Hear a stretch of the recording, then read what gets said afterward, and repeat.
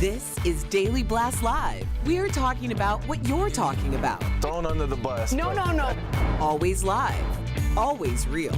Always unpredictable. I'm not okay with that. It sounded good when I thought. Log on and join our live conversation. Yes, I don't like that. You're 100% right. DBL starts right now. 3, 2. Welcome to DBL. It is Monday, June 3rd. We are live, and we're talking about what you're talking about right now. I am here with Tori, Brandon, and a very special guest, Lindsay Granger is here. Thanks for having me. So happy to have I'm so excited. I feel like all you guys are my friends in my head, like you always say. So I'm so excited to be here and hang out with you. They're friends in my head, too. Wait, if I'm your friend, would you bring me? Well, I see already don't even you're a troublemaker, so really nothing. I'm bringing you a lump of coal. Okay. Yes. Welcome. She fits right in. She is also a reporter, a producer, and multimedia journalist with over a decade of experience. So we're very grateful to have her here. Welcome. Let's get started. Thank you. All right. The president is in London right now. It is the beginning of his state visit today. Trump arrived at Buckingham Palace in his helicopter and was greeted by Prince Charles and his wife Camilla. He then met the Queen on the steps of the palace. The First Lady, by the way, looked stunning in this elegant white Dolce & Gabbana dress with a navy collar and belt. The president was met by a handful of supporters outside of Buckingham Palace, calling him a hero. On the other side, though, giant protest banners went up over one of London's bridges as mass protests have been planned for his visit, including one at Buckingham Palace today.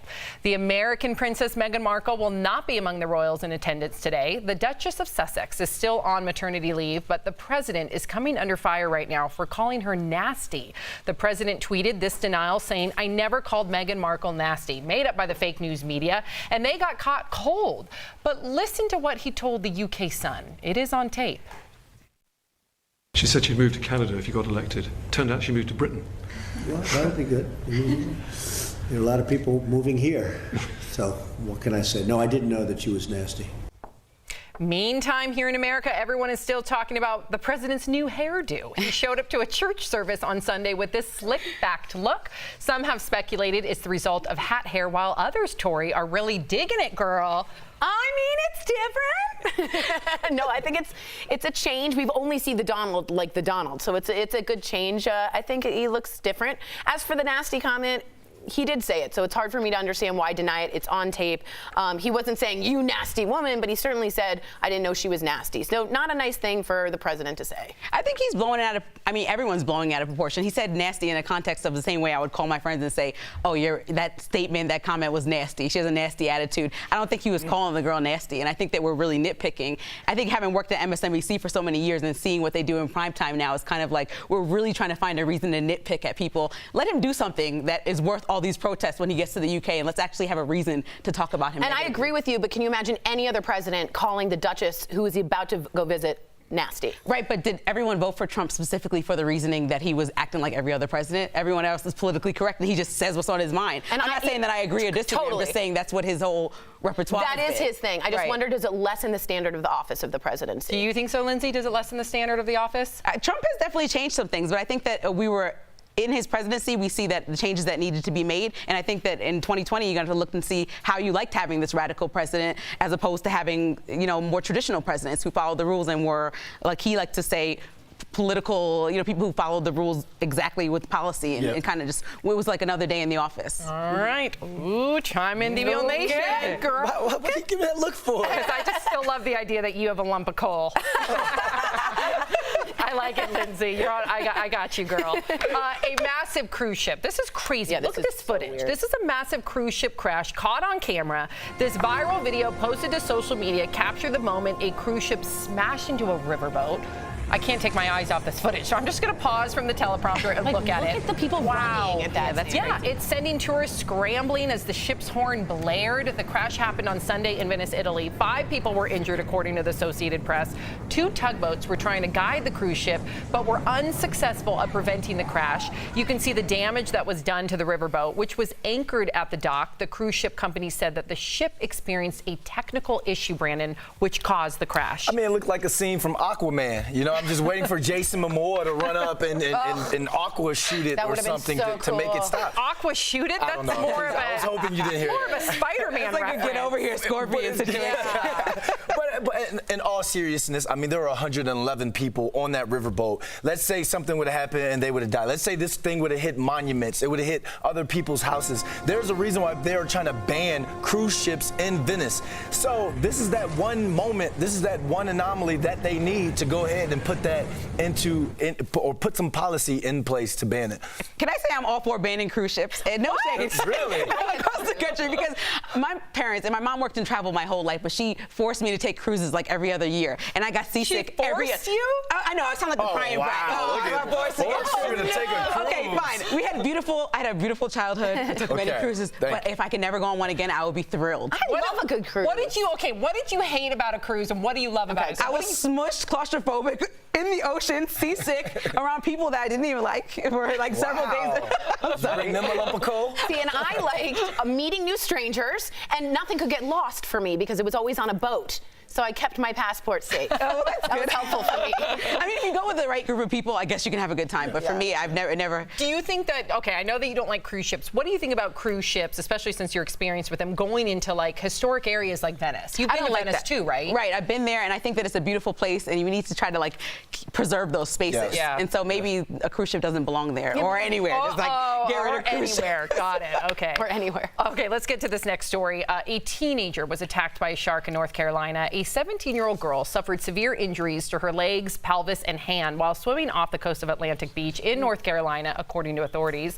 She had to be airlifted to a hospital in Greenville and was listed in good condition as of late yesterday. Her father reportedly jumped in to intervene, punching the shark to make it let go of her. A family member of the girl posted to Facebook saying she will lose one leg above the knee as well as some fingers. Wow, I mean, my heart breaks for her. I'm glad that she's alive. She's very heroic in her the way she speaks, still protecting marine life and sharks.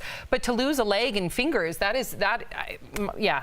I mean, it's terrible. And had her father not jumped in and to save her, doing his dadly duties, going and saving his daughter, then who knows? We could be talking about a fatality. But it's just. Maybe that dad is Aquaman. That could be Aquaman. This is why I don't get in the ocean. Right when you get in the ocean, you got whales in there. Rare. It doesn't matter. No, it just happened in Long Island. What do you mean? It's not that rare. Okay, but how many people are swimming in the oceans? Millions Not of Brandon people. and I. You know what? Because my hair. And sharks are racist. I get the hair thing. Trust me, I do. Okay, I gotta Sharks ask you are about racist. this. Dude, that's a weird hypothesis. When have you seen a black person get I'm sorry, I have to agree with you. I know this is kind of ridiculous, but really, I've never heard a black person say, "Oh, shark attack." Like, we don't go that far out. They don't like dark meat. They don't like dark meat. Like, I'm sorry. Is it the sharks? Or maybe it's like black people. They don't want to do that. We're not. I'm sorry. I just. Okay, well, both of you don't need to be afraid. It's a very rare occurrence. You probably have a higher likelihood of being struck by lightning while playing golf or something. That's true. The sharks are okay. We're not scared because we're not getting in the ocean. Fair enough. Fair enough. All right. The principal of a Louisiana Catholic school is out of a job right now. He was arrested early Friday morning at a gentleman's club in downtown Washington, D.C. Cops were called about an intoxicated man refusing to pay his bill at the strip club. Officers found him in the middle of the road, refusing to move. His service dog was reportedly with him at the time. He was in D.C. on a field trip with his 7th and 8th grade students, but left them in the hotel. The principal has since resigned from his job. Tori, come on now. Okay, let's talk about this. Why was the service dog there? Yeah. I'm very uncomfortable with that. And did he have a vest on? Yeah, was there what was he doing? What kind of dog? Is it a Chihuahua, a Labrador? I have a lot going on. The second thing is I just had a theory this guy was weird, and I went and did a little Google search, and in 2006, he allegedly stole about $120,000 of Hurricane Katrina donations. Remember, he is from Louisiana, and it's mishandled allegedly, and he did resign from that position in 2006. So do a Google search, make sure you check the boxes, but wasn't he also rewarded like best teacher? He also won $25,000 for the Milken Award. People love him, but then what's going on? Yeah. Well, I think that he's acting like a normal person. Like, I don't have any kids, and so I know how annoying they can get. No. I know. I don't have kids either.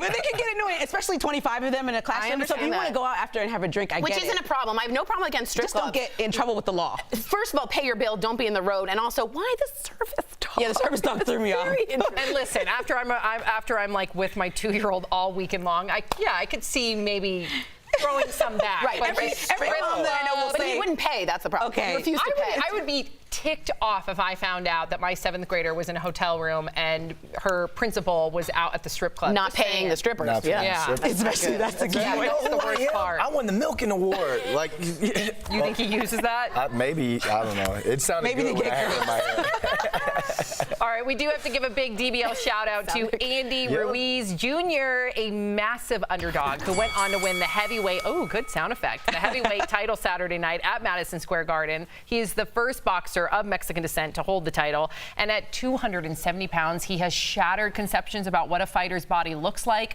or as he told his opponent before the fight, quote, "Don't underestimate this little fat boy." And before people, I know that people have been saying online, like, "Oh, you don't need to work out to win a professional world title."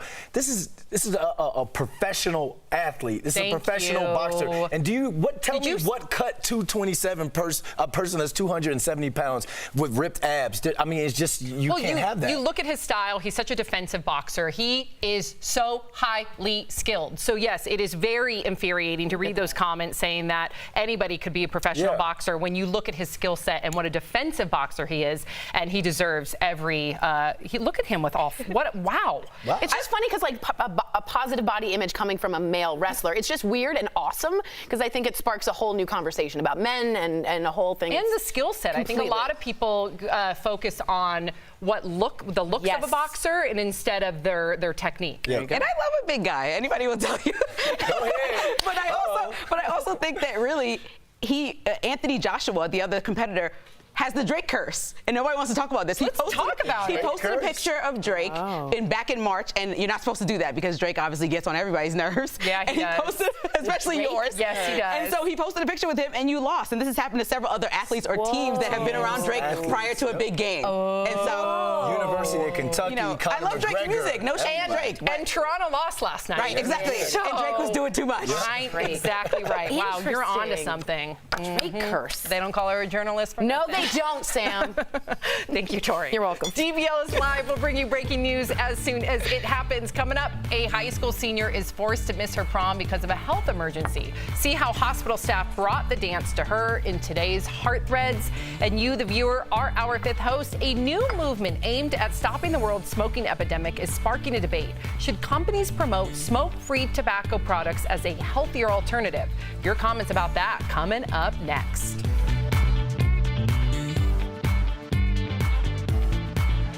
Hi there, DBL Nation. Kelly Schubert here with the DBL Digital Team. Happy Monday. We're here. We're happy. It's a good day around at DBL. Everyone's in a good mood. I like that. I've got a few things to talk to you about. First, I know my shirt's wrinkly. It's not supposed to be. I steamed it twice. I don't know what the deal is with it, but fine. It doesn't though, John. It's really wrinkly. John doesn't care. Thanks, John. You love me no matter what. Leo says he doesn't notice either. Oh, guys. Can I just say something good? If she wore this shirt with turquoise and coral, it would look more like linen, and it's okay to be wrinkled. Yes, she's talking about my shirt. Lindsay is here. Sam's briefing her real quick so she knows what to do. Writing in interesting perspective, Lindsay, and cute dress. Patrick Fobbs, we love Lindsay's energy. John Venturini Kelly, it looks awesome. GLG thanks, Contracting guys. just writes, I love Lindsay's dress too. Lindsay, people are writing in about you. Really? Yeah. Annoying? Do they see that I need a high chair? No. Oh my God. That's Like, okay, I'm but so this is short. behind the scenes, everyone. Where you got your dress, because you're getting lots of compliments. Well, it's Rent the Runway. It's not mine. Yeah, And we I all was- rent the runway. Honestly, I don't even know who makes it, but I had to see. put. Look, I put a shirt underneath because Yeah, I didn't want to risque. Yeah, we too do much that for sometimes. my We all rent the runway I'm just here, which is running great because clothes are expensive. Rent the runway, you pay like $100 We can a month. figure it out later. You get No tag. unlimited Okay. clothes, and if you I ripped the don't tag want to off. be in a subscription, and you can cancel at any time. It's amazing. You can just rent outfits whenever you want. It's amazing. Love Rent the Runway. Wait, I've This never is seen rent- anyone do This this. is ridiculous that I have to sit on a high You chair. still probably have to go. Okay, guys, wanna we'll go get to down? know Lindsay in a break coming up. Oh, also, if you have any questions for Lindsay, let's hear them. Am I the shortest person Like, to ever be what's on the her show? favorite cereal? Am I the shortest person ever on Or the show? what's her favorite guilty pleasure? Or what makes her Wait, tick? 1, 2, And I read, look at this 3. one. Huh? John like that one. She-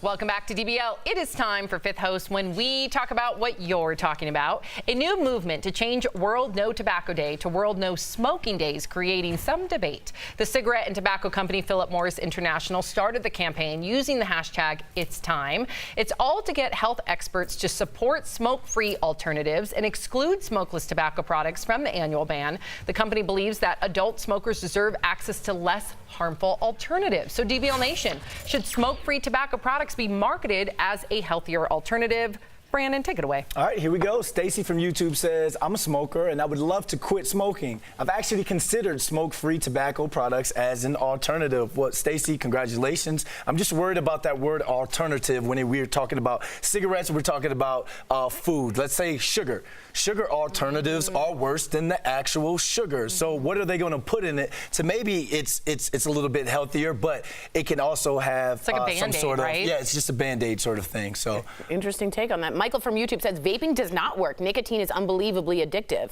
I want to show you guys a picture because, Michael, I completely agree with the last statement you said. This is a picture of all the big tobacco company heads. First of all, they're all male, but we'll get on to something else later. And white. But the second thing is, including Philip Morris, this was them raising their hand to the question, is nicotine addictive? And they all said no. Wow. So please know that this is a branding, marketing company. If you want to go to vaping, just talk to your doctor or an addictive specialist and try and figure it out. Don't take advice from these people. Yeah, okay. In my opinion. Nina from YouTube says, I used vaping to quit cigarettes, then I quit vaping. I'm not sure how successful I would have been without vaping. I do not recommend vaping to anyone who never smoked, though. I appreciate all the information out there. I don't think wherever it's coming from really matters. I think that we have Google. We can all search, pick your own answer. Yeah. There you go. You have Google? Yeah. No, I'm kidding. I do. Daniel from Facebook says it's not the tobacco that's killing smokers. It's the chemicals they add to the tobacco. I think I love the idea of alternatives. I guess I'm going to have the opposing point of view here, but I don't trust this company.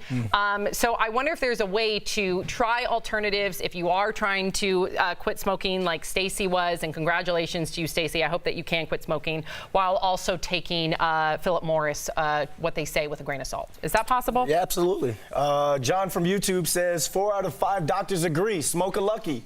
That's a real slogan from the 50s. And you just think of the marketing campaign with the Marlboro Man. I can't get that right. It's a hard one. It's a tough one. Man. Yeah, it's a tough one. Just think, he was manly, smoking cigarette, hot-looking guy. But now, 50 years later, what do you think he looks like now from smoking cigarettes? Or someone from our family or our friends who've smoked cigarettes for such a long time. You're not looking as cool and as manly as you did 50 years ago when you started smoking that those cigarettes. So you have to think about that as well. Very true. XOOX from YouTube says in some parts of Mexico, they sell packs of cigarettes with gross pictures of them, like breast cancer scars, diseased tongues. It's very sobering for those who need to smoke. They have that in Europe as well, and they are large photographs of grotesque things that can happen. I'm glad they do. And I think that's how you get people to change. So that's a government investing in their people. So I think that's a great idea. Thank you, everybody, for writing in. We do have some news coming in, so let's get right to it. Kevin Spacey just made a surprise appearance in court. Raquel has the news at the moment. That's right, Sam. Kevin Spacey walked into a Massachusetts courtroom today for a pre-trial hearing. Spacey is accused of groping an 18-year-old man inside a Nantucket bar in 2016. Earlier this year, the former House of Cards actor pleaded not guilty to indecent assault and battery charges. His lawyer wants the case thrown out of court, claiming important texts were removed from the accuser's phone before it was turned into police. Now, the next court date will be next month, and if the case does go to trial, that would happen in October or November. Yikes. Thank you, Raquel. Wow. Well, coming up on DBL, a teen gets surprised with a prom celebration in the hospital. How an unfortunate turn of events turned into something really special in today's Hard Threads.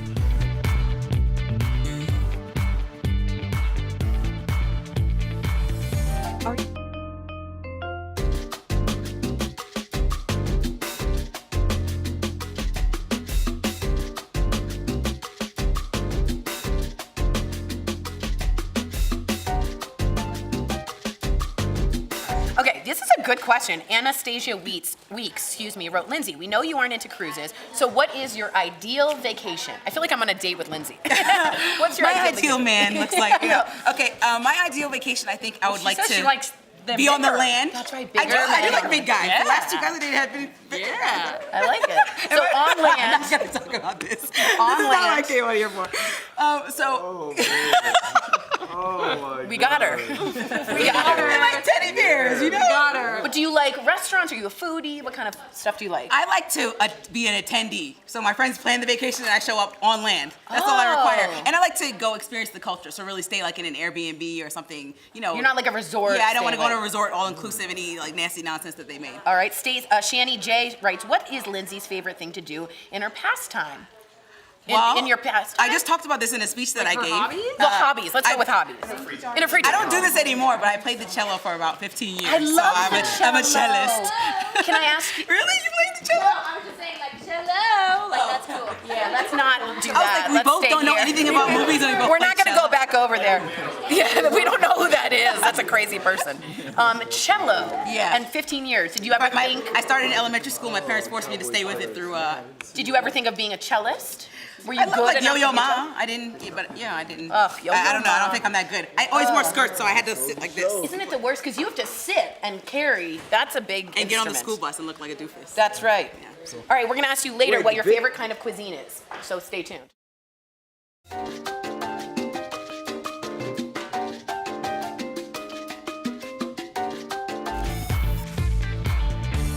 Welcome back to DBL. Now today's Heart Threads is all about giving back. Watch how a community arranged an unforgettable prom night for a teen in the hospital. This teen was hospitalized on prom night, so hospital staff brought prom to her. Alexa had been looking forward to prom for months. That's all she kept talking about was prom, and that she really wanted to go and dance and show off her beautiful dress. Alexa has Down syndrome and suddenly needed to have emergency surgery, derailing her much anticipated plans for prom. After surgery, her friends, family, and hospital staff decided to surprise Alexa and told her to go put on her prom dress.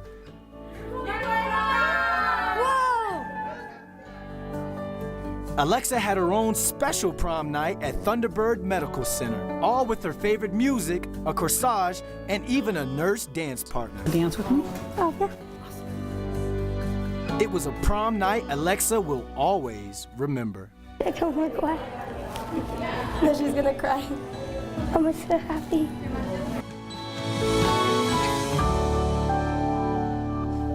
That got me for a little bit there. We'll be right back. Promotional consideration is brought to you by Good hair.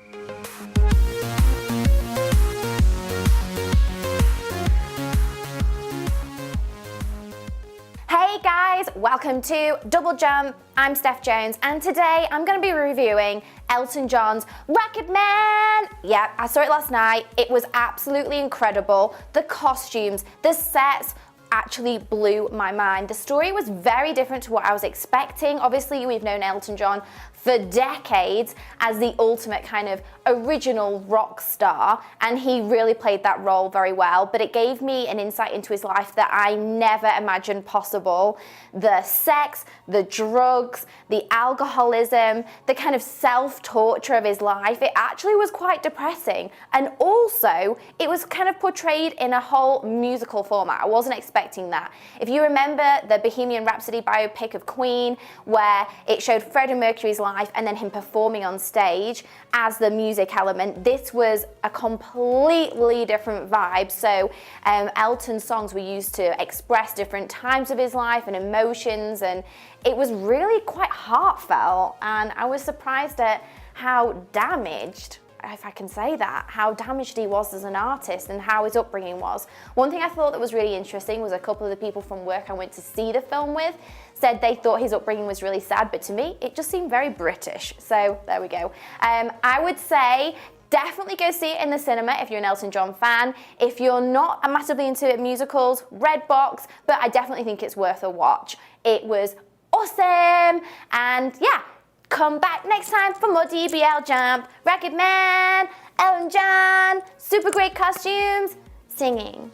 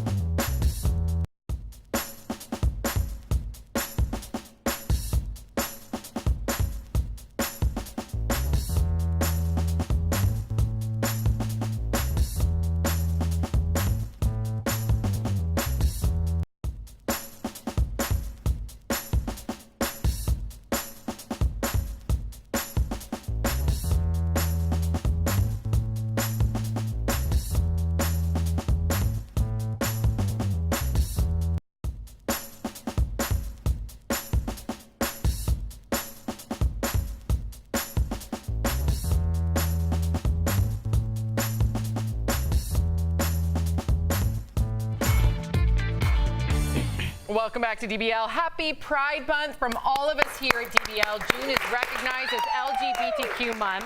So what does that mean? Well, the Stonewall riots of 1969 at a gay bar in New York City put gay rights in the national spotlight as protesters stopped being silent and were fed up with being harassed and criminalized. Well, 50 years later, members of the community and more celebrate in colorful style at elaborate parades across the country all month long since the first ever march in 1970. Woo woo! Yes, incredible. It's a big month. My sister, who's lesbian, every June, like she's been to Pride Phoenix, she's been Orlando Pride, she's been Miami Pride, Atlanta Pride. So this is a big month, and like I said, it took me a while to understand the meaning behind it and what everyone was, getting together and coming together for. That's honest. I absolutely love that. But why do you think they work so hard to do it every year? Absolutely. So that you get more comfortable and understand it. People are loving Lindsay. I don't know why I did it like that. They said I paid everyone to do this. No, but people writing in great energy, love your dress, fantastic, and great job. Fantastic well, thank you guys. I appreciate it. Rethink that love Nicole, though. You're going to rethink that. He's going to give a bad report back to the bosses. We'll see you same time, same place tomorrow. Hi, DBL Nation. Sorry, I was just checking my teeth. I was having a little healthy lunch here. I'm back on the Weight Watchers kick. Let me know if you have any good little meal plans. I'd love to go up to the desk and get to know Lindsay a little more, so let's go. Hey, Lindsay. So you know Shagun. Yeah, we know Shagun. I work with Shagun. So if she's friends with Shagun, then I'm an angel. Yeah. I'm an angel. Oh, we will get to know you a little bit. Sorry, I should have said that on camera. Shagun is an angel. When you go back? You see Shagun when you go back? Yes, I will. Okay, guys, we're gonna go this way. Wait, we're going back. We're going back. We're going back. Okay, so we have a question for you. What is your favorite cuisine? Oh my God, I love Mexican food. Okay, I love, and I learned that Tex-Mex it's good, but it's not the Mexican, authentic Mexican food they serve like in Los Angeles and in Phoenix. It's like I miss LA a lot. Yeah. I miss LA for the burritos. I know what you mean. Right. All right, what is your favorite color? Turquoise, absolutely. See, you know what I like when someone says, "What's your favorite color?" and you're like, super "Burnt specific. sienna," Yeah. and I'm like, "Yes." Turquoise. My whole apartment used to be turquoise. Really? Yeah. Where did you grow up? Long Island, New York. Long Island. Long Island, New York. Did you drop the accent? Did you have an accent? I think I probably was told to be like Brian Williams as I was a regular news reporter. So I started talking like that, and then I was told to scale it back. So now I started talking like a normal. Because you were like, human. "Hello, yeah, so I was like, I'm Lindsay Granger. Just like, that's amazing. And what are your goals in life? Is there a bucket list thing you want to achieve? I want to open a production company and start to create and sell content to people. So I'm not just going to be on camera and do what they say. This is boss woman. Boss woman. All right, any more questions for Lindsay? Write us in. We'll get them in the breaks and ask away. She's awesome. She's good energy. So write in. Thanks for writing in, Where on the island? I don't know what they mean. North Babylon, New York. North Babylon. North Babylon. Yeah. Oh, Long Island.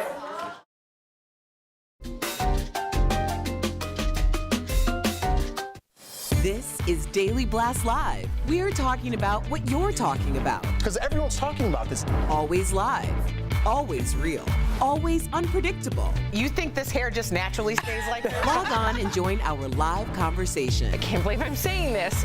I do agree with you. DBL starts right now. Welcome to DBL. It is Monday, June 3rd. We are live, and we're talking about what you're talking about right now. I'm here with Erica, Jeff, Al, and I'm Sam. Let's get started. The president is in London right now. It's the beginning of his state visit today. Trump arrived at Buckingham Palace in his helicopter and was greeted by Prince Charles and his wife Camilla. He then met the Queen on the steps of the palace. The First Lady, by the way, looked stunning in this elegant white Dolce & Gabbana dress with a navy collar and belt. The president was met by a handful of supporters outside Buckingham Palace, calling him a hero. On the other side, giant protest banners went up over one of London's bridges as mass protests have been planned for his visit, including one at Buckingham Palace today. Other members of Trump's family are on hand, including Ivanka Trump, who met with members of the royal family like Prince Harry. But the American Princess Meghan Markle will not be among the royals in attendance today. The Duchess of Sussex is still on maternity leave, but the president is coming under fire right now for calling her nasty. The president tweeted this denial, saying, "I never called Meghan Markle nasty," made up by the fake news media, and they got caught cold. However, listen to what he told the UK Sun. It is on tape. She said she'd move to Canada if you got elected. Turned out she moved to Britain. Well, that would be good. There are a lot of people moving here. So what can I say? No, I didn't know that she was nasty. Meantime, here in America, everyone is still talking about the president's new do. He showed up to a church service on Sunday with this slicked-backed look. Some have speculated it's the result of hat hair after golfing, while others are really digging it. What would you say, Al? He looks like Biden's brother.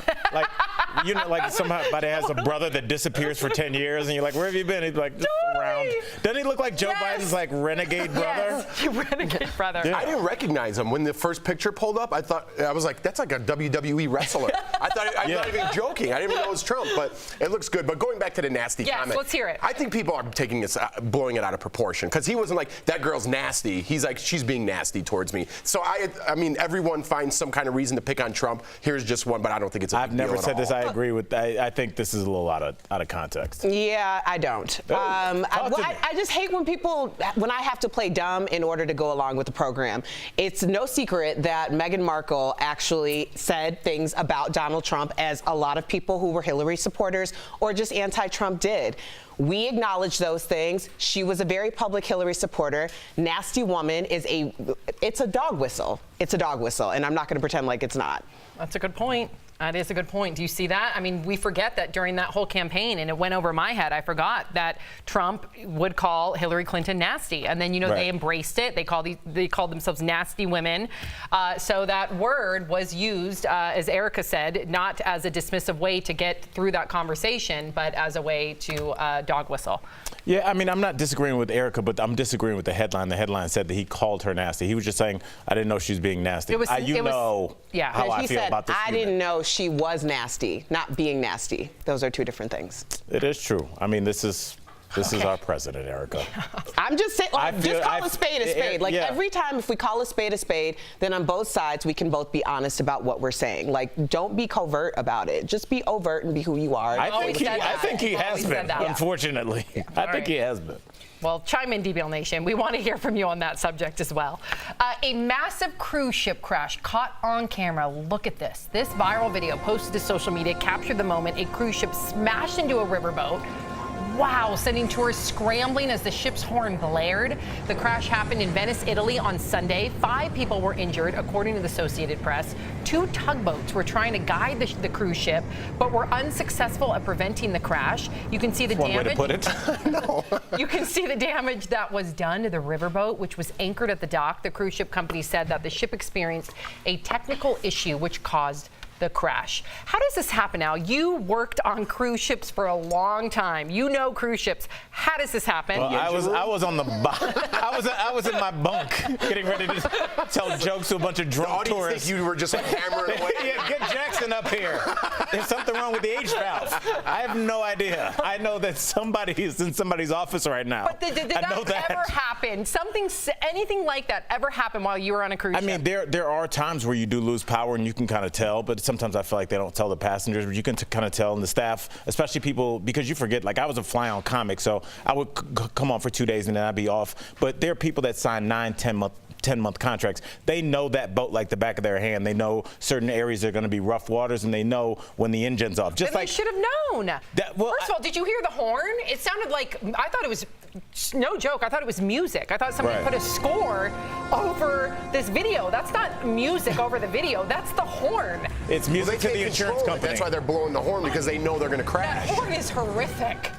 It does explain the reason why, if you are in international waters and a cruise ship dock, you're not allowed to go anywhere near it. I think it's like 500 feet, or you're actually arrested like on the spot, and there's a huge fine. Because it's so dangerous? Yeah, so people with like speed boats or just like playing around in the water, it's a big, big deal. Jeez, very scary. All right, a teenager was attacked by a shark in North Carolina. This 17-year-old girl, who you see here, suffered severe injuries to her legs, pelvis, and hand while swimming off the coast of Atlantic Beach in North Carolina, according to authorities. She had to be airlifted to a hospital in Greenville and was listed in good condition as of late yesterday. Her father reportedly jumped in to intervene, punched the shark to make it let go of her. A family member of the girl posted to Facebook saying she will lose one leg above the knee as well as some fingers. Wow. Very scary. I'm so happy that she's alive, but considering that she has to lose a limb and fingers, it's not the ideal outcome for it. Well, so Sam, I'm going to ask you this, and I'm not trying to pin you in the corner. You know I love your advocacy when it comes to animals, especially sharks. And we kind of were making light of it last week when we were talking about the flipper attack and how you're supposed to defend yourself. You mean like a fin off? A fin off, yes.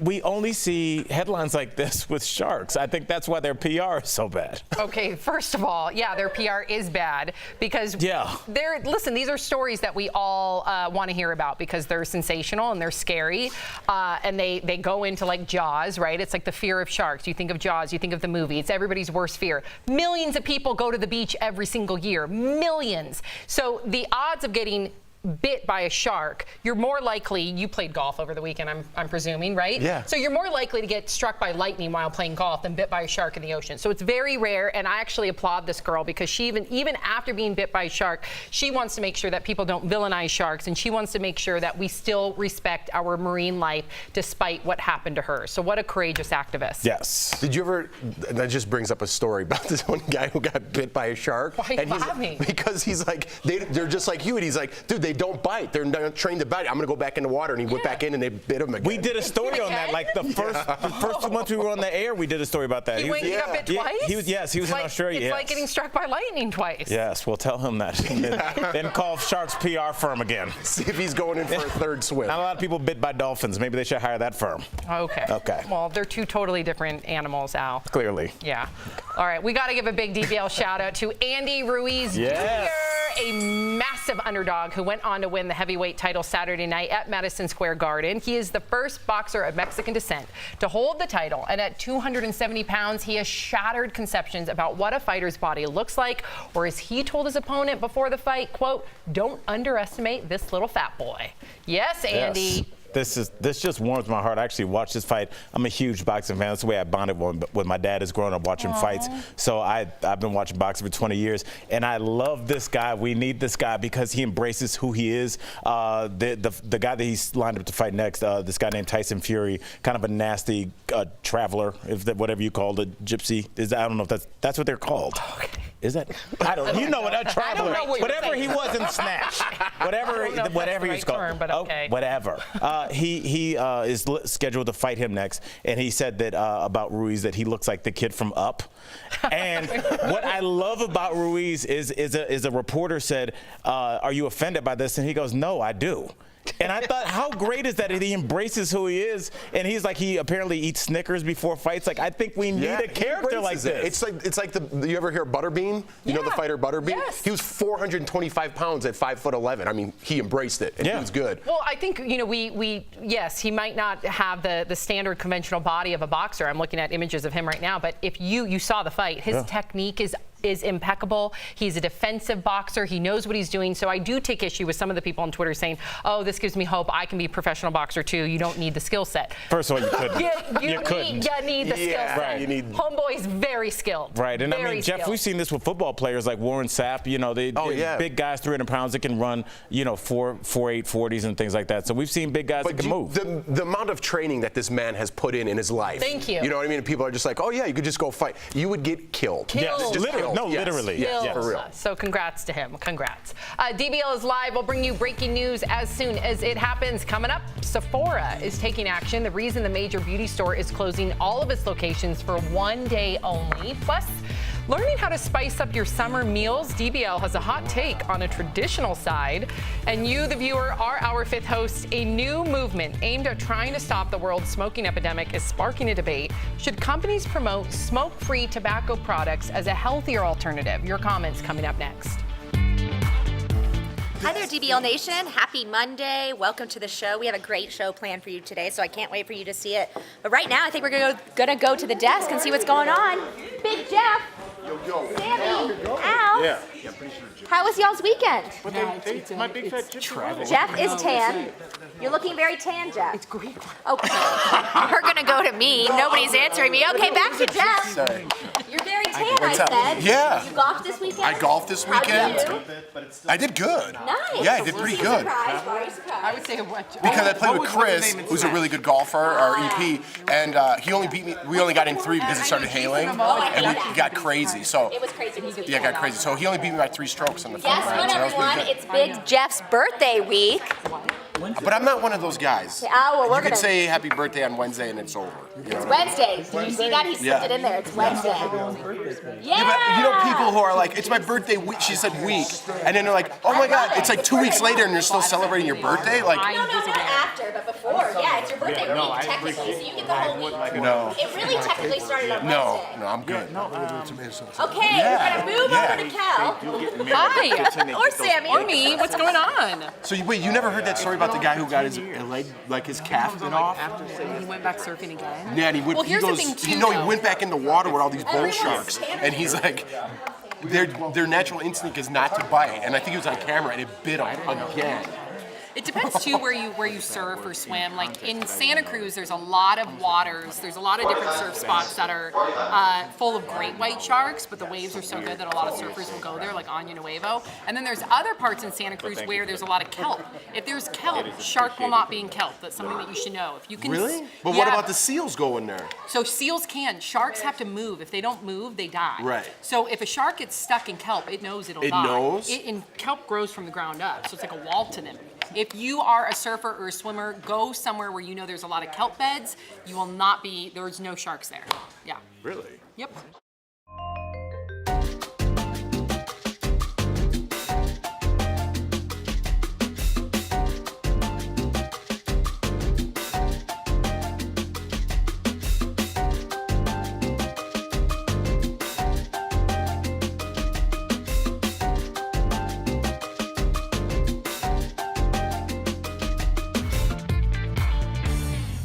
Welcome back to DBL. It is time for Fifth Host when we talk about what you're talking about. A new movement to change World No Tobacco Day to World No Smoking Day is creating some debate. The cigarette and tobacco company Philip Morris International started the campaign using the hashtag It's Time.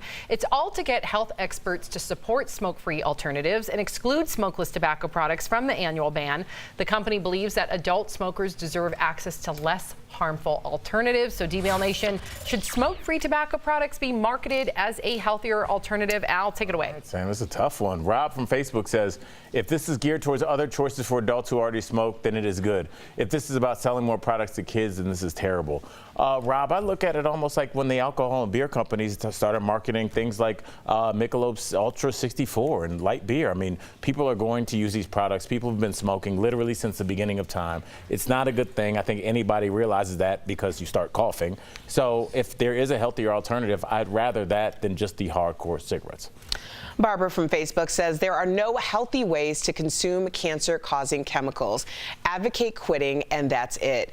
Barbara, I think that that's a really great rose-colored way of thinking about things, but you have to consider the fact that smoking is a vice, much like choosing the wrong partner, or maybe having too much sex, or maybe eating too much or eating the wrong things. This is something that an adult has chosen for themselves. You mean fun if things. if there's an alternative to it, then I don't care what the reason for it is. I just want it to be available for people who are trying to get themselves out. Absolutely. Nancy from Facebook says, I smoked for 40 years and I finally quit by slowly switching to healthier tobacco products. It works. Well, there you go, Nancy. It worked for you, but I just don't like I don't know. I just got a problem with big tobacco and how much money is involved in this and that how much, I don't know. That's all I have to say about that. They make a lot of money, you know what I mean? So they're not trying to make you a healthier alternative. They're trying to make money. Yeah, you know? I agree with you. Liz from Facebook says if all smokers would switch to smoke-free products instead, it would be better for all us non-smokers. Secondhand smoke shouldn't be legal in any public place. That's a great point. I agree with you there, but I tend to agree more with Jeff in this one. I think alternatives are a good thing, but how do you know these alternatives are really safe? They say that, what do you call it in those pens? Vapes? Vaping. They say that vaping is filled with so many chemicals when we finally do get the studies back that they're going to be just as, if not more, harmful than cigarettes. I think we're going to see that with a lot of these new things like so vaping. So just be careful. What are we going to find out about like energy drinks? Yeah. Like what are they doing to people 10, 20, 30? We don't know yet. Okay. Yep. Jennifer from Facebook says, just don't put these smoke-free products in the hands of kids who don't already smoke.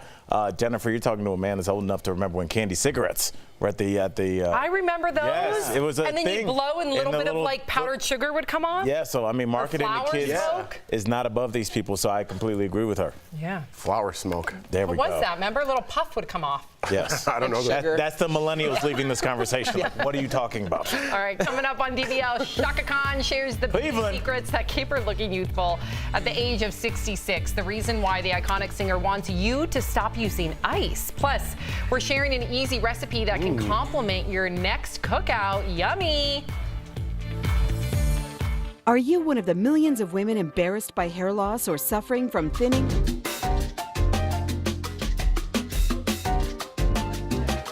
Hello, DBL Nation, and welcome to The Breaks, where we bring you all the latest trending stories around the web.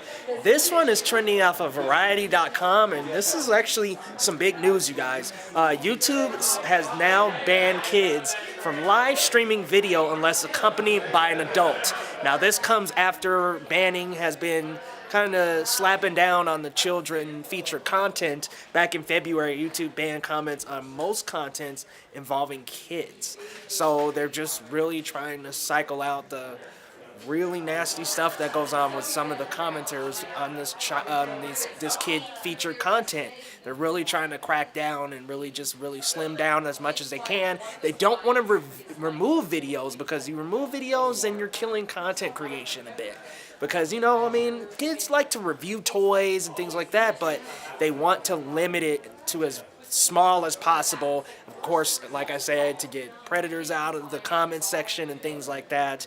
But they did say that they will be using artificial intelligence to check the stream. So if it's just a child by themselves, they will not be allowed to stream. They must be accompanied by an adult, so an adult needs to be in the picture for them to do so. I think this is a good move, like I said, to stop really bad and nasty comments. This is a good move. But good thing they're not taking down videos, period, because that would kill content creation as we know it. But DBL Nation, write us in and let us know what you think about this story. We'll see you next break.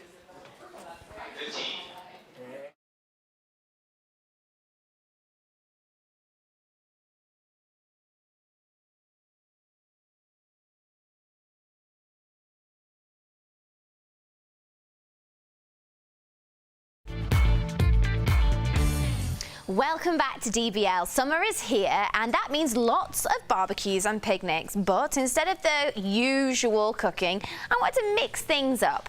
So I met with Chef Jason Bray, who showed me how to spice up side dishes this season. Check it out. Hey DBL Nation, I'm with Jason from J Street Food Trucks, and you guys will know him for his awesome food. Today, he's going to teach me how to spice up my own barbecue sides. Absolutely. Are you ready to get messy? I'm ready to get messy, but I'm a bit nervous because this looks like there's a lot going on. Very simple. We're going to do elote slaw, a little spin on Mexican street corn. So we got some sour cream, some mayonnaise, and some lime juice. Oh. You're just going to pour everything into this and just mix that up for me. While she's doing that, I'm just going to cut this nice grilled corn off the cob here. Ooh, we make that look so easy. I've never done that before, but... The hardest part would just be cooking the corn. You're just going to shuck it, boil it a little bit, and then put it on the grill for some color. Yeah. And that's it. We're going to just do a little small dice of some red onion here. Normally onion makes me cry. I think I'm actually doing quite well. We also got some salt. Yeah. A little pepper, salt and pepper to taste. Yeah. This is just a little granulated garlic. Ooh. Okay. This is cotija cheese. It's a Mexican kind of crumbly cheese. Okay. It adds a little bit of saltness to it, and then we're going to take our lime juice and mayonnaise and sour cream here. Oh, that looks good. And get that guy going there. And then we are going to put in some corn. Okay. And all of our onions. Yeah, that creamy sauce smells so delicious. All right, now we got that mixed up really well. Then we're gonna put some of that corn just really right on top. And then we'll do a little cilantro. So that's what you want your barbecue sides to look like. Yeah. Vibrant, bright, you got some grilled corn on there. That says summertime to me. Let's give this guy a taste. What do you think? Yeah, I'm gonna get a big piece of that corn. Yeah. Mmm. That dressing is unbelievable. I got a couple other dishes here that I am so ready. I just did little spins on. Okay. You know, what's another classic barbecue side? Potato salad. Okay. Macaroni salad. Pre-made mashed potatoes, you mix a little sour cream and some mayonnaise in there. Touch of vinegar, but then you fold in cheddar cheese, bacon, green onions, and then you garnish with a little bit more of that. On the macaroni side salad, we have classic macaroni salad, you know, mayonnaise base, but we fold in white cheddar cheese, diced ham, roasted poblanos. Guys, you are going to want to make these for your barbecue parties. They are delicious. And to make them, just head on over to dailybosslive.com/recipes. Jason, you've converted me to the side of cold mayonnaise salad. I love it. Thank you. Thank you. Coming up on DBL, Taylor Swift publicly rejects President Trump's stance on gay rights. The letter the pop star wrote to her senator to try and create change. Plus, a prank taken too far, the joke that got YouTube star sentenced to prison for more than a year.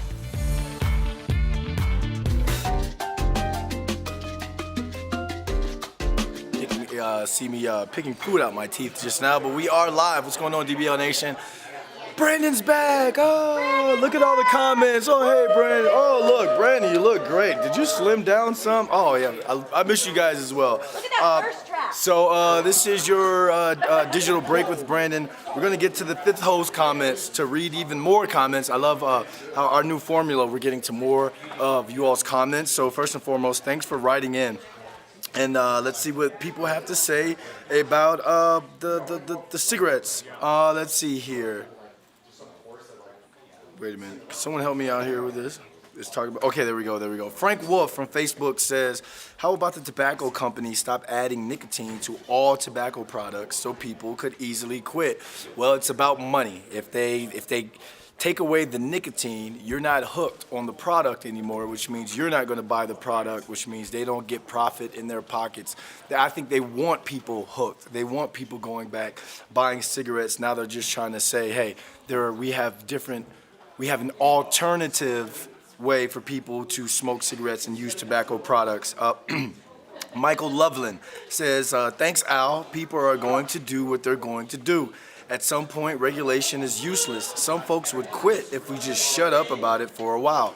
I agree. At the end of the day, you can slap whatever tariffs or regulations, or you can ban anything. People are still going to find ways to smoke cigarettes or do whatever it is that they want to do. So thanks for writing in, Michael Loveland. Heather Hughes says, that would be a miracle, smoke-free smokers. It's been around for forever. Just think, me growing up in Virginia, that Williamsburg, Virginia area, that the tobacco plant was so big back then, back in the day when Williamsburg was colonized. So and the Philip Morris, the factory is right there in Richmond, Virginia, right off of 95, I-95. It's something I've drove by it when I was a kid growing up in Virginia thousands of times. I just don't see smoking cigarettes. I just don't see that going away. Twila Fowler Houseman says, really? Tobacco contains nicotine naturally? Are you saying they need to sell nicotine-free tobacco, like caffeine-free coffee? Here's the thing. When we talk about these alternatives, just think of sugar. When we say, hey, this is a sugar substitute or a sugar alternative, it's actually worse than sugar. It's worse for you than sugar. So that's what I'm worried about when we talk about Diet Cokes and diet drinks. The stuff that they put in there, the sweeteners and those sort of things are alternatives, but they're actually worse for you. So I'm worried about what this is going to do to the people. We're going to think that, oh, we're not smoking it anymore, but at the same time, it could be just as worse. Thank you guys for writing in. We got Heart Threads next. Put a smile on your face this glorious Monday morning.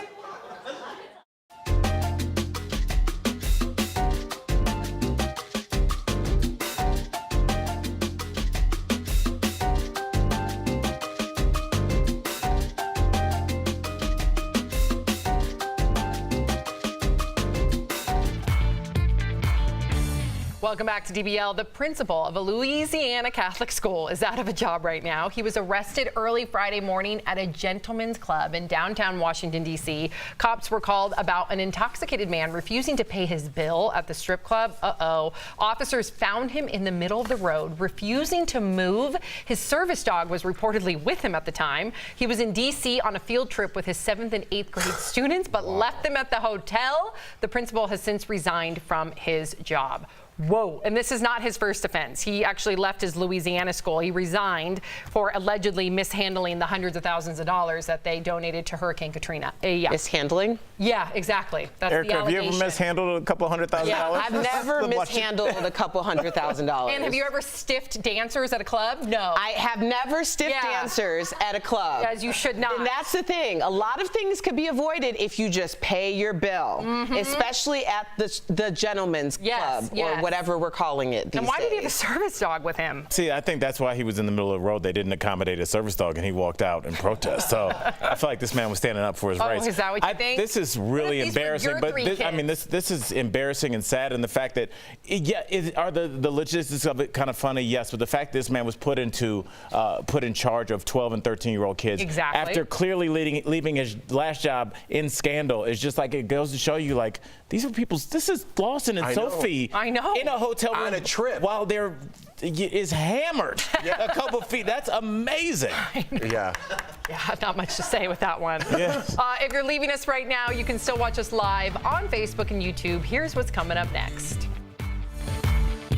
A joke gone too far. The prank that got a YouTube star sentenced to prison for more than a year. Plus, iconic singer Chaka Khan dishes some major beauty and life advice. The secret she lives by to keep looking fresh at 66 years old. And Taylor Swift takes a stand for equality dressed in rainbow from head to toe. How the pop star is using her platform to create change during Pride Month. That and much more when DBL returns. All right, hi there, DBL Nation. I have a story for you that I've been talking about with Leo, so if he wants to join me, we can chat about it. It's a little surprising. The first billionaire in hip-hop is now Jay-Z. Yeah, super weird, because you would have thought, Dr. Dre with Beats, you would have thought Diddy with Ciroc, but even Russell Simmons.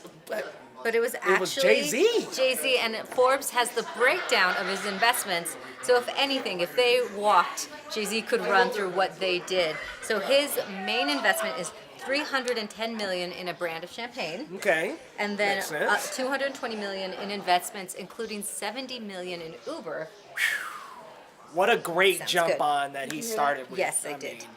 Oof. I know. And then we go down to alcohol, again, a cognac, $100 million in his own brand. What? $100 million in Tidal, which is kind of what he's best known for, which is a music downloading streaming service, which has kind of been not the greatest, not so hot. Listen, when people talk to you about streaming services, how many people out of 5 or 10 actually say Tidal? They tried to make it work. They tried to put Beyonce's music catalog on it, especially Lemonade, but they finally just released that to all streaming services.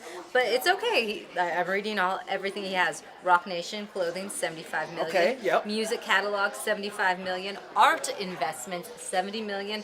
And finally, real estate, $50 million. So congrats to Jay-Z. Congratulations, man. We'll see you guys next break.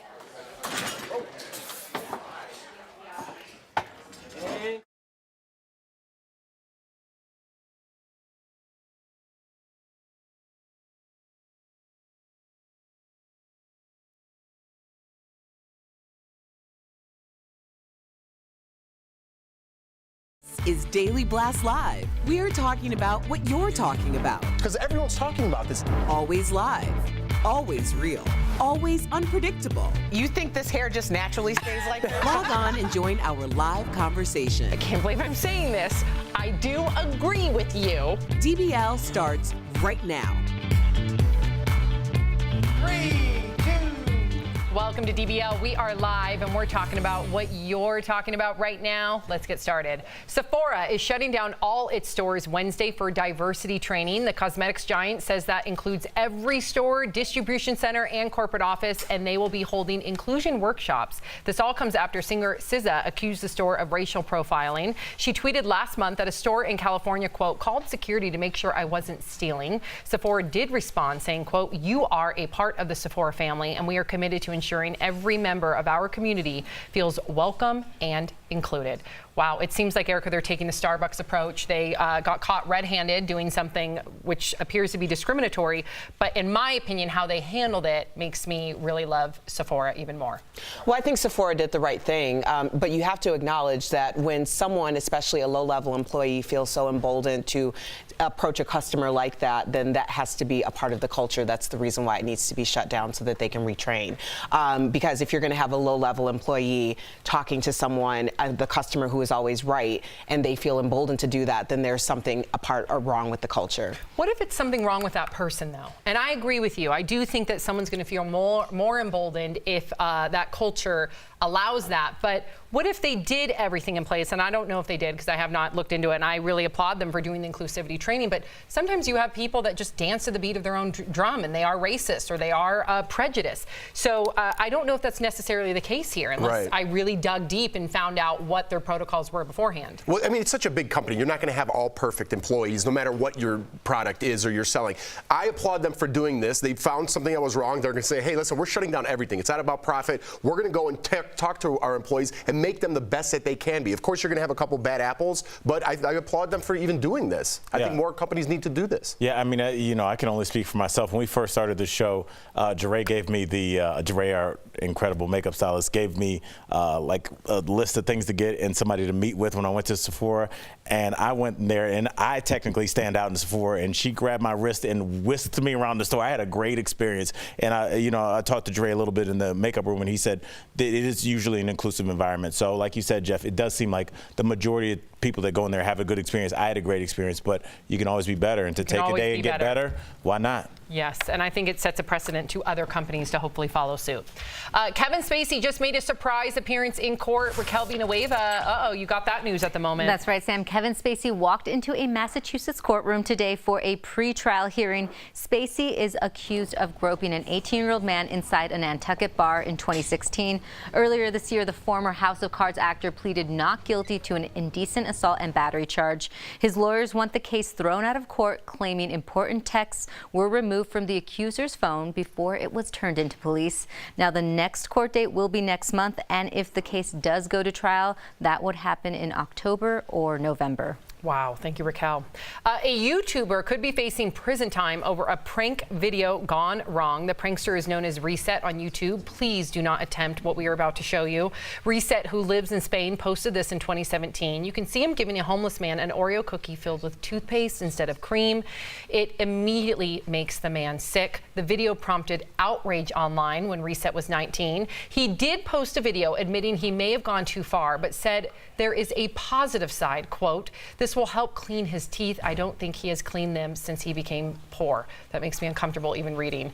He has been found guilty of violating the moral integrity of the homeless man and could be sentenced up to 15 months in prison, a $22,000 fine, and must shut down his social media channels for 5 years. A judge says this wasn't an isolated incident, and Reset's other videos shows his cruel behavior toward easy or vulnerable victims. Reset says the video was just a bad joke, adding, quote, "I do things to mount a show. People like what is morbid." Erica, this is what ticks me off the most, is there's no accountability. It's some YouTubers, not all of them, some of them are so caught up in what they're offering their subscribers that they really don't take any sort of ownership what they're putting out there. And that makes my blood boil, considering that I have a daughter one day who will be watching YouTube videos. I think the key is violating the integrity of a homeless person. These are people who happen to be down on their luck, and this is the situation that they're in. A lot of people feel like they're never, like that couldn't happen to them, but I have news that those things happen to people, especially in a paycheck-to-paycheck society. I've worked or talked to a lot of people in like the Mission when I used to work over there, and the number one thing was always, if people would look at me like I'm a person, like I'm not trying to do anything to you, just look at me like I'm a person, and they would remember the people who acknowledge them and their personhood. So I think this is really important, and I'm glad that this person is What do going you think to... about the sentencing really quickly? The 15 years in prison, the 5 years of his social media being banned. Well, clearly, where he is, there is more respect for human life than there is here. So there you go. Yeah, I like the shutting down of the social media, and I think that needs to take precedent just because I think our social media is out of control. I've said it a lot of times, it needs to be licensed in some sort of way. So if you take away this man's form of his entertainment, it's going to shut him down completely. So hopefully he learns a lesson from this, because he didn't have any empathy for this man whatsoever. So someone needs to teach this young man a lesson. Being deplatformed. That's exactly what we need to do. And I don't think it can be overlooked that, yes, this was a homeless man and he did suffer from mental illness. And it's one incident like this, the public humiliation, that could cause somebody to break permanently. I think this was bigger than if it happened to the four of us. We would be upset and might pursue legal action. But this is something that can permanently derail somebody, and it should be looked at like that. Amen. Singer Chaka Khan has some free life advice for all of us, so we better listen up. It comes with the announcement of her new wig and hair extension line. During an interview about the new line, she had these tips. 1, embrace your age. Already enough with the quarter-life crisis, she says. 2, start from wherever, just start. 3, just do you. 4, hair is more powerful than you think. 5, try turmeric if you haven't already. She says she takes it every day. 6, love is really all you need. And her last piece of advice, stop using ice. The cold water is a shock to your system. Wow, this is your Cleveland girl. What do you think about this? That was a series of random tips. What would your one life tip be, Al? I would say to use ice. That's where I get my joy from. Dude, I feel like there's nothing better on a hot day than a cup of water with ice in it. And a nice fresh squeezed lemon or lime. That's my thing. I don't know. I love Chaka Khan, represent Cleveland, but I got to disagree on that one. Disagree. Eric, what do you think about her advice? Well, she seems to be doing living her best life, so I'll take on that advice. For me, it would be prioritizing yourself. I think you teach people how to treat you, and so when you're trying to figure out why you're being treated a certain way, you should look at how you're treating yourself. And Jeff, do you have any Big Jeff advice? Big Jeff advice? Crush life every day. That's how you do it. No, my favorite one is like when you have one finger pointing at someone, you have 3 pointing back at yourself. I love that analogy because it's so true. And if you ever point your finger at someone and you're like, oh my God, what am I doing? You know, you kind of learn. So I learned from that a lot. But the no ice thing, can't do it. Can't do it, buddy. Okay. I don't like room temp water. I feel like that's a new thing. I'm a big ice person too. Okay. Yeah, I feel you. The Jonas Brothers are continuing their comeback success after the boy band split 6 years ago. They now have a #1 single again, but what do their wives think about it? Well, Joe Jonas says his wife Sophie Turner wanted to play his love interest in every music they do from now on, music video, and was adamant about it, but he told her that wasn't possible. She did play his love interest in their first video. They featured all the brothers' wives. Some people refer to these ladies as the Jonas sisters. Yes, girls. I think, you know, can you imagine, let's say, we're going to talk about this story? I just want to know, how would you feel if Jordan wanted to be in like every single one of your videos? Or, you know, this is his job. Like, what would you say if she wanted to be involved in every single one of your I would say happy wife, happy life. Okay. That's smart. Involve her. Good one. If she wanted to, yeah. You'd have to. Yeah. You can't say no to that. I think she'd be a good asset, too. What would you think? I think, you know, we all... Is it too much? Like, I think there's got to be a separation of church and state, and bringing your spouse into your work life. How could that be good? I mean, now Jeff, and you and Jordan have a different situation because you guys met at work technically, and so your work and your fan base intertwined. But I would think, for the most part, not that I don't love to see Anthony on the show, but you know, it's like I think after a while it could be a problem. Does it get complicated? No, not really, because we don't work together. I mean, she's not here with me right now. You know what I mean? So I get my little break. She gets it from me too, so don't worry. But yeah, and then we do a lot of things together. I enjoy my time with her, but I don't know. I didn't want to talk about this story in the first place. I don't know. It's stupid. I don't care about the Joe Bros. A lot of people do, and we like the Jonas sisters. I'm a fan of the Jonas sisters. Me too. Why? They have their own reality show. Because I like the idea that this is a family that we've seen grown up as brothers. They've obviously grown up, gotten married to women who are really powerful women and seem to get along. Yep. I mean, that's just a great example of family and how family can be extended and bonded. I think I love the Jonas sisters. Me too. All right. What about Anthony coming to DBL? How you feeling about that? Every day? He's always invited. Yeah. But no, we have a very hard, fast rule about diversifying income. Ooh. Yeah. I like it. Wow, you guys have a serious Schwab over here. No. I love that you and Anthony, I should just tell you this, you guys laugh the same way. You both laugh with your shoulders, and I love it so much. I don't know how that happened. I know, and I love it. My husband and I are like, Eric and Anthony laugh the same exact way, and we love it. Yeah. Thank you. What about you, Erica? Sam, now you guys have a business, Byron & Co. Candles. Like, how do you manage that? It's hard. We had to really, it took us some time to really compartmentalize and say, okay, let's be husband and wife right now, not partners. But in the beginning, I felt like that it affected our marriage because we were business partners first. I was going to say, how do you not talk about business at dinner on your dinner date night? We do, but we've found a way now over time. I mean, we've had that company now for almost 10 years. So we found what works. Thank you. But in the beginning, I would say business partners came first, marriage came second, and that affected our marriage. So yeah, you got to put boundaries there, man. I love it. That's my advice. You got to put boundaries there, man. Hopefully at the end of the show we have some time to keep talking about this. It was like the longest story. Coming up on DBL, a high school senior was forced to miss her prom because of a health emergency. See how the hospital staff brought the dance to her in today's Heart Threads. Plus, Taylor Swift kicks off Pride Month dressed in rainbow from head to toe. The powerful stand she's taking for equality next.